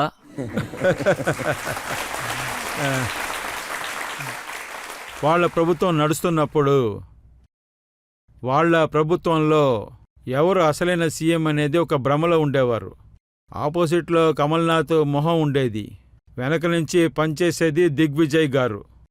ప్రజలు చెప్తారు పోలి మొహమే కనిపిస్తుంది, నిజమైన మొహం కనిపించట్లేదని. అందుకనే ప్రజలు అలా చెప్పారు. చూడండి, వాళ్ళేమంటున్నారంటే వాళ్ళు ప్రభుత్వంలో ఉన్నప్పుడు వాళ్ళు ప్రజలకిచ్చిన మాటనే నిలబెట్టాను అంటున్నారు. 27 లక్షల రైతుల లోన్ని ఆవిడ ముఖ్యమంత్రి అయిన తర్వాత మాఫీ చేశానంటున్నారు. 9,000 కన్నా ఎక్కువ వాగ్దానాలే వాళ్లే ఇచ్చారు. ఆ తర్వాత వాళ్ళ వాగ్దానాలు ఏంటంటే 10 రోజుల లోపల. మీరు ఇవాళ చూడండి, ఆ వీడియోని అన్ని చోట్ల చూపించాను. రాహుల్ గాంధీ గారు ఏం చెప్పారంటే 10 రోజుల లోపల లెక్క పెడతారు. 1, 2, 3, 4, 5, 6, 7, 8, 9, 10 అని. 10 రోజుల్లో తగ్గింపు లేకపోతే సీఎంని మార్చేస్తానని. 15 నెలలైంది, రైతులకి మాఫీ అసలు చేయనేలేదు. కేవలం పనులని నెరవేర్చి లక్షల మంది రైతులని డీఫాల్ట్గా మార్చేశారు. మా అప్పు మాఫీ అవుతుందా లేదని ఆశతో ఉన్నారు. డబ్బు కట్టకపోతే డీఫాల్టర్ అయిపోతారు. వాళ్ల మీద వడ్డీ కూడా పెరిగింది. ఆ వడ్డీ భారాన్ని ఇప్పుడే నేను దింపాను. వాళ్ల పేరులో 2200 కోట్లు రైతుల్ని తగ్గించారు. రైతుల్ని మోసం చేశారు. కష్టపడే వాళ్ళని మోసం చేశారు. పనిలేని వాళ్ళకి 4000 ఇస్తా అన్నారు, కానీ 5 పైసలు కూడా ఇవ్వలేదు. సెల్ఫ్ హెల్ప్ గ్రూప్ అని చెప్పారు. మీకున్న అప్పంతా నేను తీరుస్తాను అన్నారు, కానీ ఏదీ చేయనేలేదు. వాళ్ళు ఒక్కొక్క పంటకి బోనస్ ఇస్తానని చెప్పారు. 9000 వాక్ ఇచ్చారు, కానీ ఏం చేయలేదు. వాళ్ళిచ్చిన ఒక్క వాక్ కూడా నెరవేర్చలేదు. కానీ వాళ్ళిచ్చిన ఆ వాకులను నెరవేర్చకుండా పోయినప్పుడు సింధి ఆయన వాకుని ఇమ్మని చెప్పారు. కానీ కమల్నాథ్ గారు ఆయన్ని ఎదిరించారు. ఏం చేయకపోతే మీరేం చేస్తారని అడిగారు. రోడ్డుకు వస్తారా అని అడిగారు. రోడ్డుకొచ్చి ప్రభుత్వాన్ని దింపేశారు. సింధియా మిమ్మల్ని ముంచారా లేదా మీరామ్ని ముంచారా? చూడండి, కమల్నాథ్ గారు ఏం చెప్తారంటే నా రోలు ఎక్కువసేపు రుబ్బుతుంది, వెయిట్గా రుబ్బుతుంది అన్నారు. కానీ ఎంత వెయిట్గా రుబ్బారంటే ఆయన ప్రభుత్వాన్నే రుద్దారు. ఆయన చేసిన పని అలాంటిది. అందువల్ల కాంగ్రెసే విరిగిపోయింది. సింధి ఆయన చెప్తూనే ఉన్నారు వాకు నెరవేర్చానని, ప్రజలకి సేవ చేయమని చెప్పి. ఇది వాళ్ళకి తప్పుగా అర్థమైంది. దిగ్విజయ్ సింగ్ ఏం చెప్పారంటే వాళ్ళు కూడా గొడవ పడ్డారు. ఏమన్నారంటే ప్రభుత్వాన్ని కూల్చడానికి మీరు 2.5 కోట్లు ఖర్చు పెట్టారు అన్నారు. లిగ్గి బాబా ఏదో ఒకటి చెప్తూనే ఉంటారు, కానీ దేనికి పనికిరాదు. ఇప్పుడు షోని నింపడానికి ఏదో ఒకటి మాట్లాడక తీరాలి. ప్రజలు ఏమంటారంటే ఆయన కమల్నాథ్ అడ్వైజర్ అని, అందుకునే ఆయన దెబ్బతిన్నారని. కానీ ప్రజలకు కూడా నమ్మకం లేదు. పాలు వేడిగా ఉంటే దాన్ని ఊదిగా తాగుతారు. ఎముక ఒకసారే కాలుతుంది, మళ్ళీ కాలుతాయేంటి? మీరే చెప్పండి. ఆడియన్స్లో ఎవరైనా ప్రశ్న అడగాలనుకుంటున్నారా? మాకు తెలిసినంత వరకు సీఎం గారు ఎప్పుడూ బిజీగానే ఉంటారనుకుంటాం. ఈ బిజీ షెడ్యూల్లో కూడా మీరు ఇంత ఫిట్గా ఎలా ఉండగలుగుతున్నారు? ఆయన ఏమడుగుతున్నారంటే మీ మొహం ఇలా ఎర్రపడిన దానికి కారణం ఏంటి? నా మొహం ఎంత ఎర్రగా ఏమీ లేదు, కానీ ఇది మాత్రం నిజం. 24 గంటల్లో 18 గంటలు నేను పనిచేస్తాను. దానికి ఒక కారణం ఉంది. అదొకటి, నేను పనిచేసే ఆశ, శక్తి కూడా ఉంది. ఇలా చూడండి, మనలో ఏదైనా పనిచేయాలనే ఒక శక్తి ఉందనుకోండి, ఒంట్లోంచి రసాయనం అలాగే బయటకు వస్తూ ఉంటుంది. అది మీకు పనిచేసే శక్తినిస్తుంది. ఒకవేళ మీ మనసులో ఏదైనా తీర్మానం ఉండుంటే, వైష్ణవిదేవి 14 కిలోమీటర్లు నడిచి వెళ్లాలంటే చిన్నపిల్లలు కూడా ఎక్కగలరు, కానీ వీళ్ళు 2 కిలోమీటర్లు కూడా అసలు నడవలేరు. కానీ తీర్మానం ఉంటే శరీరం దానికి సాధగిస్తుంది. రెండవది, మీరు శరీరాన్ని ఆరోగ్యంగా ఉంచడానికి ఏదో ఒకటి చేసే తీరాలి. నేను పొద్దున్నే యోగా చేస్తాను, కొంచెం ధ్యానం చేస్తాను, ప్రాణాయామం చేస్తాను. చూడండి, శరీరం అనేది ఆద్యం కలు ధర్మ సాధనం. అన్ని ధర్మాల్ని అంగీకరించాలి. అందువల్ల శరీరం ఆరోగ్యంగా ఉండాలి. దీన్ని మనసులో పెట్టుకోవడం చాలా ముఖ్యం. నేను మీకు ఇంకొక విషయాన్ని చెప్తాను. నేను 3 విషయాల్ని ఫాలో చేస్తాను. మిత్ బుక్, రిత్ బుక్, తర్వాత హిత్ బుక్. మిత్ బుక్లో ఆకలి కన్నా కొంచెం తక్కువగా తినాలని. రిత్ బుక్ అంటే సీజన్లో కాసే కాయలు, పళ్ళు, కాయగూరలని తినాలని అర్థం. ఆ తర్వాత హిత్ బుక్ అంటే ఒంటికి కావాల్సిన ఆరోగ్యం కావాల్సిన తినాలి. ఒకవేళ సమోసా, కచోరీ తిన్నారంటే, పిజ్జా, బర్గర్ తిన్నారంటే ఫిట్గా ఉండలేరు. అందువల్ల దీన్నంతా నేను పాటిస్తాను. ఎవరెవరైతే ఫిట్గా ఉండాలని కోరుకుంటున్నారో వాళ్ళందరికీ మీరు ఒక మంచి విషయం చెప్పారు. శివరాజ్ గారు, మనం ఇంకొక బ్రేక్ తీసుకుందాం. బ్రేక్ తర్వాత ఆప్కే అదాలత్లో విచారణ కొనసాగుతుంది. మీ దగ్గర ఏదైనా ట్రిక్ ఉండే ఉంటుంది. 18 సంవత్సరాలుగా మీరే ముఖ్యమంత్రిగా ఉంటున్నారు కదా, మళ్ళీ మీరు ఈ ఎలక్షన్లో కూడా పోటీ చేస్తున్నారు.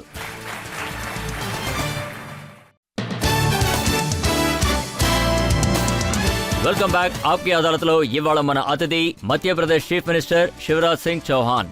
ఆప్కే అదాలత్లో తర్వాత ఆరోపణ. ఆప్కి అదాలత్లో మధ్యప్రదేశ్ చీఫ్ మినిస్టర్ అయిన శివరాజ్ సింగ్ చౌహాన్ మీదున్న తర్వాత ఆరోపణ ఇదిగో ఇదే. ముఖ్యమంత్రి కుర్చీని వదలకుండా పట్టుకునున్నారు. శివరాజ్ కుమార్ గారు, ప్రియాంక గాంధీ గారు ఈ విషయం చెప్పారు. మీరు 18 ఏళ్లుగా ముఖ్యమంత్రిగా ఉంటున్నారు, పవర్లో ఉన్నారు. కానీ ఇన్ని సంవత్సరాలు ఒకళ్ళు కుర్చీలో కూర్చుంటే వాళ్ళు సోమరిపోతులవుతారు. ఇన్నేళ్లు ఒకరే సీఎం కుర్చీలో కూర్చుంటే ప్రజలకు వాళ్ళ మొహం చూస్తే బోరు కొడుతుంది అని అన్నారు. చాలామంది మీ మొహం చూసి విసిగిపోయారని కూడా అన్నారు. 18 సంవత్సరాలుగా ప్రియాంక గారు నన్ను చూడటానికి ఏ సమస్య తెలీదు.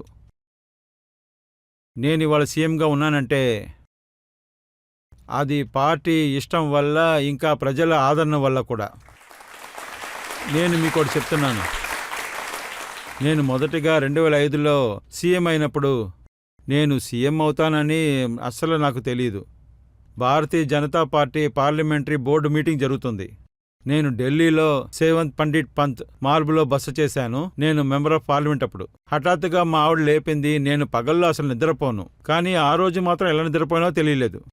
ఆవిడ నన్ను లేపి టీవీని చూడమని చెప్పింది. పార్లమెంట్ బోర్డులో మిమ్మల్ని సీఎం చేయాలని నిర్ణయించుకున్నారని. నువ్వు కలగనద్దు, నిద్రపోని చెప్పాను. లేదండి, ఇదే నిజం. ఇంటి బెల్ డోర్ కొట్టింది, నేను తీశాను. నా ఎదురుగుండా భూపేందర్ హుడ్ ఉన్నారు. ఆయన హర్యానా సీఎం అయిపోయారు. ఆయన మెంబర్ ఆఫ్ పార్లమెంట్. మేం పక్కపక్కనే ఉండేవాళ్ళం. నా నంబర్ 9వ నంబర్. ఆయన నాకు కంగ్రాచులేషన్ చెప్తానికి వచ్చారు. ఎందుకంటే నాకున్నది ఒక ఆయనే. మీరు సీఎం అయిపోయారని. ఆ తర్వాత పార్టీ ఆఫీస్ నుంచి నాకు ఒక ఫోన్ వచ్చింది. నన్ను వెంటనే పార్టీ ఆఫీస్కి రమ్మన్నారు. నేను బయలుదేరి వెళ్ళాను. నేను ఆఫీస్కి వెళ్ళాను. అప్పుడే వాళ్ళు చెప్పారు, మీకు సీఎం పదవి ఇస్తున్నారని చెప్పారని. ఆ తర్వాత నేను సీఎం అయ్యాను. ప్రజలు ఆశీర్వాదం ఇచ్చేంత వరకు, పార్టీ ఇష్టపడే వరకు నేను సీఎంగా ఉంటాను. ప్రియాంక, రాహుల్ గారు ఏం ఇష్టపడినా ఇష్టపడకపోయినా ఏం జరిగేది లేదు. కానీ శివరాజ్ గారు, పార్టీలో కూడా చాలా మంది ఉంటారు. వాళ్ళకు కూడా మధ్యప్రదేశ్ చీఫ్ మినిస్టర్ అవ్వాలన్న కోరిక ఉంటుంది. చాలా మంది ఎన్నో సంవత్సరాలుగా పనిచేస్తున్నారు. కానీ మీరు ఎప్పుడు కూడా నాట్అవుట్ లో ఉంటారు. మిగతా వాళ్ళకి బ్యాటింగే దొరకదు. ఇంకా ఎంతవరకు ఫీల్డింగ్ చేస్తూ ఉంటారు? మేమందరం సమాజం కోసం పనిచేసేవాళ్ళం. ఎవరికి ఏం బాధ్యత అప్పగిస్తున్నారో ఆ బాధ్యతని సరిగ్గా నెరవేర్చాల్సిందే మా పని, ఇంకేం లేదు. ఇది నిజం కాదో చెప్పండి. కమల్నాథ్ గారి ప్రభుత్వం వెళ్ళిపోయిన తర్వాత మధ్యప్రదేశ్లో చీఫ్ మినిస్టర్ అవ్వాల్సిన సమయంలో పార్టీ ఏం కోరుకుందంటే, మీరు మోడీ గారి మినిస్టర్గా ఉండి మీరు ఇంకొకరిని చీఫ్ మినిస్టర్ సీటుకి తీసుకొచ్చుండొచ్చు అని. నాకలా అంతా ఏం చెప్పలేదు. ఎప్పుడూ పార్టీయే నిర్ణయించింది. మీరే మళ్ళీ సీఎంగా అవ్వాలని చెప్పారు. పార్టీ ఆజ్ఞతో పాటు, పార్టీ నిర్ణయంతో పాటు నేను మళ్ళీ సీఎంగా పదవి ప్రమాణం తీసుకున్నాను. ప్రధానమంత్రి ఆశీర్వాదం కూడా దొరికింది. ప్రధానమంత్రి గారు, గుజరాత్లో ప్రభుత్వం మొత్తాన్ని మార్చేశారు. కర్ణాటకలో ముఖ్యమంత్రిని మార్చేశారు. కానీ శివరాజ్ సింగ్ చౌహాన్ గారి మీద మాత్రం ఎందుకని ఆయనకంత ప్రేమ? మళ్ళీ ముఖ్యమంత్రిని చేశారే. నేను ఒక విషయం చెప్తాను. మోడీ గారున్నారు కదా, ఒక అద్భుతమైన నాయకుడు. ఆయన ఎప్పుడూ ఒక ఇండివిజువల్ మీద ప్రేమ చూపించరు. ఎవరో దీన్ని తప్పుగా తీసుకోకూడదు. నాకు లేదు. నా మీద ప్రేమ ఉందని ఆయన సీఎం చేశారని. ఒకవేళ శ్రీమాన్ నరేంద్ర మోదీకి ప్రేమ ఉండుంటే అది దేశం పైన, దేశ ప్రజల మీద మాత్రమే. ఆయన 140 ప్రజల మీద పూర్తిగా నమ్మకాన్ని పెట్టుకున్నారు. ఇంకా వాళ్ల సేవ కోసమే ఆయన జీవితాన్ని అర్పించారు కూడా. అంత లెక్కకి ఆయన హార్డ్ వర్కర్. రాత్రి పగలుగా పనిచేస్తారు. అలాంటి నాయకుణ్ణి మీరు ఎక్కడైనా చూసారో చెప్పండి? 360 రోజులు ఒకే ఆలోచన. అదేంటంటే ఇంకా ఎంత మంచి చేయాలి, ఇంకా ఎంత బెటర్గా చేయాలనేది ఆలోచన. ఆయన రాత్రి పగలు మంచి చేసే వాళ్ల మీద ప్రేమ చూపిస్తారు. ఇంకా ఏ పని చేయని వాళ్ల మీద ఎలాంటి ప్రేమ కూడా చూపించరు. ఆయన ప్రేమ ఎప్పుడు ఒకేలా ఉండదు. ఆయన రాత్రి పగలు పనిచేస్తారు. ఆయన ఎప్పుడూ ఏదో ఒక కొత్త పథకాన్ని పెడుతూనే ఉంటారు. నేను దాన్ని ఇంప్లిమెంట్ చేయడానికి ప్రయత్నిస్తాను. ఆయన స్వచ్ఛ భారత్ అని చెప్పారు. నేను మధ్యప్రదేశ్ అంతా తిరిగాను. ఇవాళ మధ్యప్రదేశ్ స్వచ్ఛ భారత్లో నంబర్ 1 రాష్ట్రంగా ఉంది. ఆయన చెప్పారు, నీళ్లను సేకరించండి అని. జల్ సంరక్షణ పథకం, అందులో కూడా మధ్యప్రదేశ్ నంబర్ 1 రాష్ట్రంగా ఉంది. ఆయన స్మార్ట్ సిటీ పథకాన్ని తీసుకొచ్చారు. అందులో కూడా మధ్యప్రదేశ్ మొదటిగా ఉంది. ఆ తర్వాత స్ట్రీట్ వెండర్ అని చెప్పారు. అది కూడా మేము ఇంప్లిమెంట్ చేస్తాం. అందులో కూడా మేము నంబర్ 1. మధ్యప్రదేశ్ ఎన్నో పథకాల్లో, ప్రధానమంత్రి పథకాల్లో నంబర్ 1గా ఎప్పుడూ ఉంది. నంబర్ 1గా ఉన్న తర్వాత కూడా ఒకవేళ మనకి ఇలా అనిపించింది అంటే మనం బాగా చేసాం, ప్రధానమంత్రి మనల్ని పిలిచి కంగ్రాచులేషన్ చెప్తారని. కానీ ఆయన ఏం చెప్తారంటే, ఇదైపోయింది, తర్వాత ఆ 4 విషయాలు సరిగ్గా జరగలేదని చెప్తారు. ఆయనకి పని ఆకలి ఎంత ఉందంటే పనుంది అని చెప్తూనే ఉంటారు. ఎప్పుడు అయిపోయిందని చెప్పరు. ఇండియాని ఇంకా పైకి తీసుకురావాలని ఇంకా పనిచేస్తూనే ఉంటారు. ఆయన ప్రభుత్వంలో మంత్రిగాను లేదా ముఖ్యమంత్రిగా ఉండడం చాలా కష్టమైన పని కదా? కష్టమైన కార్యం కాదు, సంతోషమైన విషయం. మా పూర్తి కష్టాన్ని మేము ఇవ్వడానికి ప్రయత్నిస్తూనే ఉన్నాం. అది కూడా మేము పూర్తిగా ఇస్తాము. ప్రజల దగ్గర నుంచి పూర్తిగా తీసుకోవడానికి ప్రయత్నిస్తాం. ఎందుకంటే మన దేశం ఒకవేళ ఒక కాలంలో వెనకబడి ఉండేది, కానీ 9 సంవత్సరాల దేశం మారిపోయింది. ఇది నాకు గర్వంగా ఉంది. కానీ దీనికోసం నేనేది చెప్పట్లేదు. మా పార్టీ చేసినందువల్ల, మా నాయకుడు చెప్పినందువల్ల, వాళ్ళ పూర్తి బాధ్యతతో, వాళ్ళ పూర్తి ప్రయత్నంతో, వాళ్ళ బుద్ధి బలంతో వాళ్ళు దీన్ని సాధించారు. ఇవాళ నరేంద్ర మోదీ గారు లోకంలోనే అందరూ ఇష్టపడే ప్రియమైన నాయకుడు. లోకం ఆయన వెనకాల నించుంటుంది. ఎన్ని విషయాల్లో ఆయన నాయకత్వం వహిస్తున్నారు. ఇవన్నీ చూస్తుంటే మాకంతా చాలా గర్వంగా ఉంది. ప్రధానమంత్రి మోదీ గారు లోకం దేశాల్లో, పెద్ద పెద్ద దేశాల్లో అతన్ని అంతా లెక్క చేస్తున్నప్పుడు ఆ గొప్పతనం ఇండియాలో ఉన్న 140 మందికి దొరుకుతుంది. ఆ గర్వం వల్లే మనం ఇంకా గొప్పతనంగా ఉన్నాం. ఇలాంటి అద్భుతమైన ప్రధానమంత్రి మనం దొరికారు. రష్యా, అమెరికా వీళ్ళెవరూ మనల్ని లెక్క చేయరు. అమెరికా ఒకసారి ప్రధానమంత్రికి వీసా ఇవ్వలేదు, కానీ ఇవాళ వైట్ హౌస్లో రెడ్ కార్పెట్ వేసి ఆయన్ని స్వాగతించి ప్రెసిడెంట్ మన ప్రధానమంత్రి నించున్నారంటే ఇది మన ఇండియన్స్కి చాలా గొప్ప విషయం కదా, గర్వపడాల్సిన విషయం. మన ప్రధానమంత్రి రష్యా ఉక్రెయిన్ వార్లో మన పిల్లలు ఇరుక్కోకూడదని అనుకున్నారు. పిల్లల్ని మళ్ళీ తిరిగి తీసుకురావాలంట కోసం ఒక ఫోన్ యుఎస్ ప్రెసిడెంట్కి వెళ్ళింది, ఇంకొకటి యుక్రెయిన్ ప్రెసిడెంట్కి వెళ్ళింది. వాళ్ళు ఏమన్నారంటే మా పిల్లలు ఫ్లాగ్తో వస్తారు, అప్పుడు యుద్ధాన్ని ఆపేయండి, అప్పుడే మా పిల్లలు ప్రాణాలతో వస్తారని. ఇండియా వాళ్ళు జెండాతో బయటకు వచ్చినప్పుడు రష్యా బాంబులు వేయటం ఆపేశారు, ఉక్రెయిన్ ఆపేశారు. ఆ తర్వాత మన పిల్లలు ఇండియాకి జై అని చెప్పుకుంటూ వచ్చారు. వాళ్ళ వెనకాల బంగ్లాదేశ్ వాళ్ళు కూడా వచ్చారు. ఇదే మన ప్రధానమంత్రి. మన ప్రధానమంత్రి ఇంకా మన దేశాన్ని ఎంత పైకి తీసుకురావాలనే ఆలోచిస్తూ ఉంటారు. ఇవాళ నేను ఈ కోర్టులో చెప్తున్నాను, నరేంద్ర మోదీ ఆయన చేతుల్లో, ఆయన కంటెదురకుండా, మన కంటెదురకుండా ఇండియా మళ్ళీ విశ్వరూపంగా మారుతుంది. దాన్ని ఎవరు ఆపలేరని ఒక్కరు 100 సంవత్సరాల ముందు చెప్పారు. స్వామి వివేకానంద గారు 100 సంవత్సరాల ముందు చెప్పారు. ఆయన ఏం చెప్పారంటే మహానిష ముగింపు దగ్గర పడింది అని. ఎవరు గుడ్డివాళ్ళుగా ఉన్నారో వాళ్ళు చూడలేరు అని, చెవిటి వాళ్ళు వినలేరని, ఇది నేను ఖచ్చితంగా చెప్పగలనని. ఇండియా తల్లి మళ్ళీ లేచి నించుంది అని, అంతేకాకుండా విశ్వరూప పదవి కూడా దొరికింది అని ఒకరు చెప్పారు స్వామి వివేకానంద గారు, ఇంకొకరు దానిలాగానే నెరవేర్చారు అని. శివరాజ్ గారు, ఇప్పుడు మీ ముందు మధ్యప్రదేశ్ ఎలక్షన్ ఛాలెంజ్ ఉంది. ఆ ఎన్నికల్లో కూడా మీరు మోడీ గారి పేరుతోనే, ఆయన చేసిన విషయాలతోనే మీరు పోటీ చేస్తారా? చూడండి, మోడీ గారు దేశమంతా భక్తితోనే చూస్తున్నారు. ఆయన వెనకాల నించున్నారు. మోడీ గారు అన్ని చోట్ల ఉన్నారు, దేశమంతా ఉన్నారు, మధ్యప్రదేశ్లో ఉన్నారు. కానీ మధ్యప్రదేశ్లో మీ పార్టీ ఏం చేస్తుందంటే 3 రకాల ప్రజలు అక్కడ ఉన్నారని చెప్తారు. ఒకరికి కోపం చాలా ఎక్కువ, ఒకరి పేరు మహారాజ్, ఇంకొకరి పేరు శివరాజ్. సమస్య ఎప్పుడూ కాంగ్రెస్కే. మేం పనిచేయడం ప్రారంభిస్తే వాళ్ళ నిద్ర ఎప్పుడూ పోతుంది. ఒకవేళ నిద్రపోతే కూడా మేమే కళ్ళలో కనిపిస్తాం. ఎలా ఆవుకి ఎర్ర జెండా చూపిస్తారో అలాగే కళలో కూడా కమల్నాథ్ గారు, దిగ్విజయ్ గారు నిద్రలో శివరాజ్ శివరాజ్ శివరాజ్ అని అరుస్తూనే ఉంటారు. ఇప్పుడు కళ్ళలో కూడా మేమే కనిపిస్తాము. తర్వాత వాళ్ళు మమ్మల్ని ఎలాంటి విధానంగా పిలిచినా మేమెందుకు వాళ్ళని ఇలా చేస్తాము. కానీ మధ్యప్రదేశ్లో భారతీయ జనతా పార్టీ డివైడెడ్ అన్న విషయం నిజమా కాదా? నరేందర్ సింగ్ తోమర్ సెంట్రల్ మినిస్టర్ గా ఉన్నారు, కానీ మధ్యప్రదేశ్లో పనిచేయడానికి ఇష్టపడట్లేదు. లేదు, ఇది నిజం కాదు. భారతీయ జనతా పార్టీలో అందరూ కలిసే ఉంటాము. సింధీ వాళ్లతో ఎవరు వచ్చారో వాళ్ళు పాల్లో కలిసిన చక్కెరలాగా కలిసిపోతారు. భారతీయ జనతా పార్టీలో కూడా ఒకటిగా కలిశారు. తర్వాత ఇది చెప్పడానికి చాలా సంతోషిస్తున్నాను. మేమందరం కలిసి పనిచేస్తూ ఉన్నాం. పనిచేసే విషయం అనేది ఒక్కొక్కరికి వేరేలా ఉంటుంది కదా. 2 అన్నదమ్ములు వేరేలా కూడా పనిచేయరు కదా. ఒక్కొక్కరి పని ఒక్కొక్కరిలా ఉంటుంది, వేరే వేరే విధంగా ఆలోచిస్తారు. అందరూ ఒకేలాగా ఆలోచించరు కదా.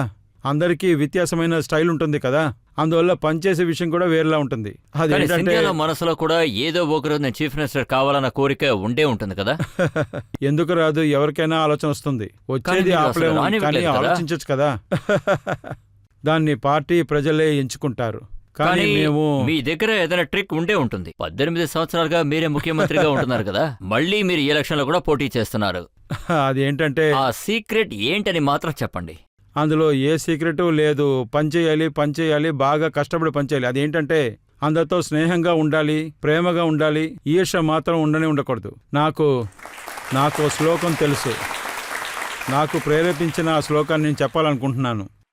స్వాద్విక్ పని వాళ్ళు ఎవరు, బాగా పనిచేసే వాళ్ళు ఎవరనేది అర్జునుడు కృష్ణుడిని అడిగినప్పుడు అప్పుడు శ్రీకృష్ణ భగవాన్ ఏం చెప్పాడంటే, ముక్త సంగో అనహంబాది ధృతి ఉత్సాహ సమన్విత సిద్ధి అసిద్ధ్యో నిర్వికార కర్త సాత్విక్ ఉచితే मुक्त संगो అదేంటంటే సంఘం నుంచి ముక్తి పొంది అందరినీ సమానంగా చూడాలి. ఈయన పెద్దవారు, ఈయన చిన్నవారని చూడకూడదని.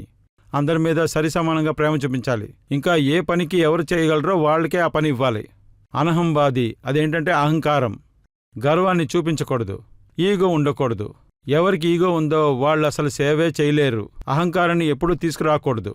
ప్రేమగా ఉండాలి. ఆ తర్వాత ధృతి అంటే ధైర్యం. ఒక్కొక్కసారి ఇలాంటి సమయం వస్తుంది, మీరు ధైర్యాన్ని కోల్పోతారు. ఆ తర్వాత ఉత్సాహం. దీనికి అర్థం ఏంటంటే మీలో పనిచేసే నిప్పు ఎప్పుడూ వెలుగుతూనే ఉండాలి. నీరసించపోతే అసలు మీరేమీ చేయలేరు. మనసులో ఓడిపోతామంటే ఓడిపోతాం, గెలవాలంటే గెలుస్తాం. ఈ ఉత్సాహం ఉండాలి. ఒకసారి గెలుపు పొందపోయినా సరే మీరు ఉత్సాహాన్ని కోల్పోకూడదు. చివర్లో సిద్ధి నేర్వికారా. ఒకవారు గెలుపు దక్కపోతే ఎందుకు టెన్షన్ అవ్వాలి? ప్రయత్నించు. దొరికినా పర్వాలేదు, దొరకపోయినా పర్వాలేదు. ఇప్పుడు 18లో మేము రాజ్యానికి రాలేపోయాం. కాంగ్రెస్కి ఎక్కువ సీట్ దొరికింది, వాళ్ళ గవర్నమెంట్లో లేరు. కానీ ఒక్క నిమిషం కూడా మేము లేట్ చేయలేదు. అదే ఆనందంతో గవర్నర్కి రాజీనామా ఇచ్చేసి అలాగే తిరిగి వచ్చేసాం. ఆ శివరాజ్ తర్వాత గారు, మా పని ఇప్పుడు మీ అలాగే ముందు చేసుకుంటూ పోయాం. అర్జునుడు కృష్ణుణ్ణి ఏం అడిగారని చెప్పారు? ఇవాళ రాజకీయాల్లో రాహుల్ గాంధీ లాలూజీ గారిని, మోడీ గారిని ఎలా ఓడించాలని అడిగారు. ఆయన ఏమన్నారంటే అందరినీ కలిపి ఒక ఇండియాగా మార్చే, ఇది మీకు ఒక పెద్ద ఛాలెంజ్. ఇండియాని కాపాడడానికి వాళ్ళు ఇండియాని సృష్టించారు. ఇది INDIA. ఇక్కడ అందరూ ప్రేమలో కలిసిపోలేదు. వీళ్ళ ఆలోచనలు ఒకటి కాదు, వీళ్ళ మార్పులు ఒకటి కాదు, వీళ్ళ నిర్ణయాలు ఒకటి కాదు. వీళ్ళు వేరే వేరే రాష్ట్రంలో పోరాడుతూ ఉన్నారు. వీళ్ళందరిలోనూ ఒక విషయం మాత్రం కామన్ గా ఉంది. వీళ్ళందరినీ ఈడీ ఇంకా సిబిఐ వాళ్ళు ఫాలో అవుతున్నారు. 2 విషయాలున్నాయి. ఒక విషయాన్ని మీరు సరిగ్గా చెప్పారు. నేను దాన్ని ఎక్స్ప్లెయిన్ చేస్తాను. 1, నరేంద్ర గారి పాలన అంతా చాలా పెద్దది. ఆ తర్వాత ప్రజల ప్రేమ, ఆదరణ దొరికింది. ఆయనకి ఆదరణ అనేది ఆయనకి ఎక్కువగా ఉంది. నదిలో వరద వచ్చినప్పుడు మీరు చూసే ఉండేవారు. వరద నుంచి తప్పించుకోవడానికి ఒకే చెట్టు మీద ఎన్ని జంతువులైనా ఎక్కుతాయి. నర్మదాలో వరద వచ్చినప్పుడు బోట్లో కొంతమంది కాపాడటానికి వెళ్ళాను. అప్పుడు కోతి అక్కడ చెట్టుని పట్టుకుని కూర్చుంది. ఒక మనిషి కూర్చున్నాడు. అక్కడ ఒక పాము కూడా ఉండింది. చిన్న చిన్న పక్షులు కూడా ఉండేవి. కానీ పాము అతన్ని కాటేస్తానికి రానేలేదు. మనిషి దాన్ని లట్టితో కొట్టానికి రాలేదు. కోతి అక్కడక్కడ దూకటానికి చూడలేదు, ఎందుకంటే కిందంతా వరదగా ఉండింది. అందరూ ఒక్కొక్క చెట్టుని పట్టుకుని ఉన్నారు. మీరు అపోజిషన్ లేదు, పార్టీ లేదు, వాళ్ళని అలాగంతే పాము కోతులు లేదు. అంటున్నారా? నరేంద్ర మోదీ గారు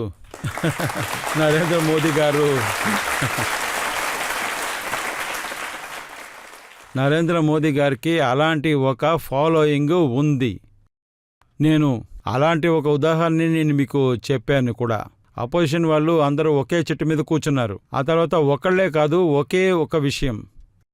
ఇండియా రాష్ట్రంలో ఎప్పుడూ ఇలాగే ఉండేది. నాయకుడు ఏం చేసినా కరప్షన్, నాయకుడు ఏం చేసినా అలాగే సరే, వాళ్ళని అసలు పట్టించుకోరు, తప్పించుకుంటారు.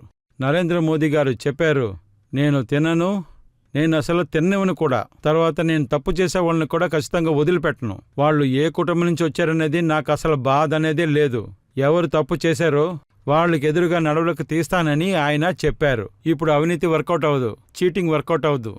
నడవడిక తీసుకోవడం వల్ల అందరూ భయపడిపోయి ఉన్నారు. అందరూ ఇరుక్కుపోతామని అందరూ కలిసే ఉన్నారు. ఇప్పుడు శివరాజ్ గారు, ఎన్నికలు మీ ముందే ఉన్నాయి. అపోజిషన్ పార్టీ వాళ్ళందరూ కలిసి పోరాడుతున్నారు.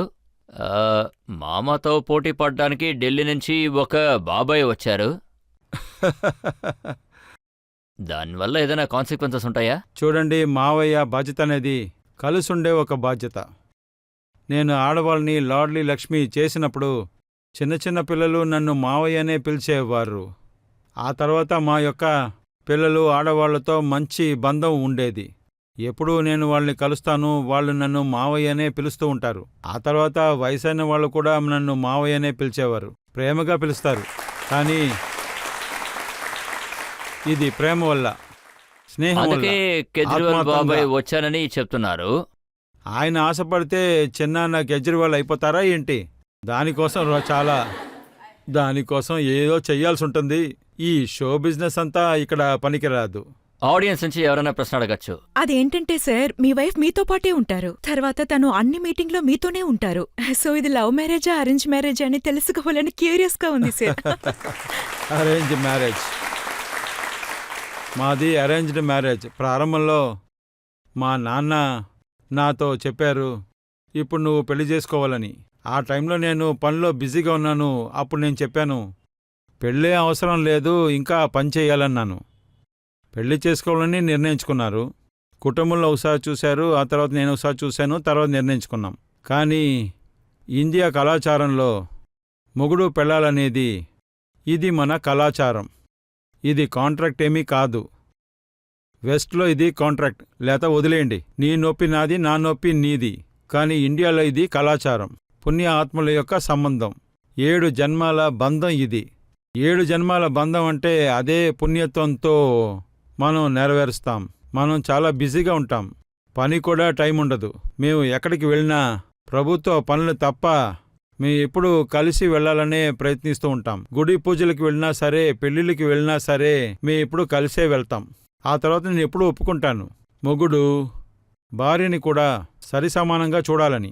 ఇద్దరూ సరిసమానమైన వాళ్ళు. ఆ తర్వాత ఒకరికొకరు కలిసి ఉండడం, ఇద్దరూ ఒకరినొకరిని లెక్క చేసుకోవాలి. అప్పుడే కుటుంబం బండి అనేది నడుస్తుంది. ఆ తర్వాత ప్రజల నమ్మకం బాగుంటుంది. ఇదే ఇండియా యొక్క ఆలోచనగా ఉంటుంది.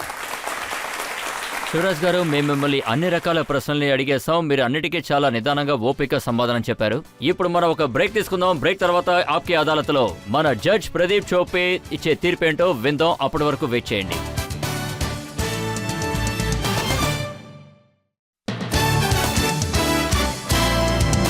Welcome back. ఆప్కే అదాలత్లో ఇవాళ మనం మధ్యప్రదేశ్ చీఫ్ మినిస్టర్ శివరాజ్ సింగ్ చౌహాన్ గారి మీద కేసుని కొనసాగించాం. మనం ఆయన పథకాల గురించి అడిగాం. ఆయన ప్రజలకు ఇచ్చే ఉచిత పథకాల గురించి కూడా మనం అడిగాం. మధ్యప్రదేశ్ ప్రభుత్వం పనేంటని కూడా మనం అడిగాం. అపోజిషన్ పార్టీ వాళ్ళ ఆరోపణల్ని మనం అడిగాం. ఆయన పర్సనల్ లైఫ్ గురించి కూడా ప్రజలు చాలా ప్రశ్నలు అడిగారు. శివరాజ్ సింగ్ చౌహాన్ గారు అన్ని ప్రశ్నలకి నిజాయితీగా సమాధానం చెప్పారు. ఇప్పుడు ఆప్కి అదాలత్లో మన జడ్జ్ ఫేమస్ డాక్టర్ అయిన ప్రదీప్ చౌబే గారి తీర్పేంటో మనం విందాం. శ్రీ శివరాజ్ సింగ్ చౌహాన్ గారు తన 13వ ఏట నుండే సేవ చేసేటటువంటి ఫీల్డులో ఉన్నారు. అప్పటి నుండి ఇప్పటి వరకు ఇతను చాలా కష్టపడ్డారు. అతను అందరి మనసుల్లోనూ మామయ్యగా ఉండిపోయారు. అతనికి ఎక్కువ రోజులుగా సీఎంగా పనిచేసిన అనుభవం ఉంది. అతను ఈ కోర్టు ఆదేశాల ప్రకారం ఇతను ఎప్పుడూ ఇలాగే సేవ చేస్తూ ఉండాలి, ఎన్నో విజయాలు సాధించాలి. ఇతని మీద నేరారోపణలు, ఇతని పని, ఇతని సేవకి వ్యతిరేకంగా ఎటువంటి ఆంక్షలూ లేవు. కాబట్టి ఇతనిపై ఉన్న నేరారోపణలన్నిటినీ ఈ కోర్టు కొట్టివేస్తూ విడుదల చేస్తోంది. మీలాంటి రాజకీయ నాయకులు చాలా చాలా అవసరం. ఇంకా మీ సేవ ఎప్పుడూ కొనసాగుతూనే ఉండాలి. మా ఆశీర్వాదాలు మీకు ఎల్లప్పుడూ ఉంటాయి. ధన్యవాదాలు.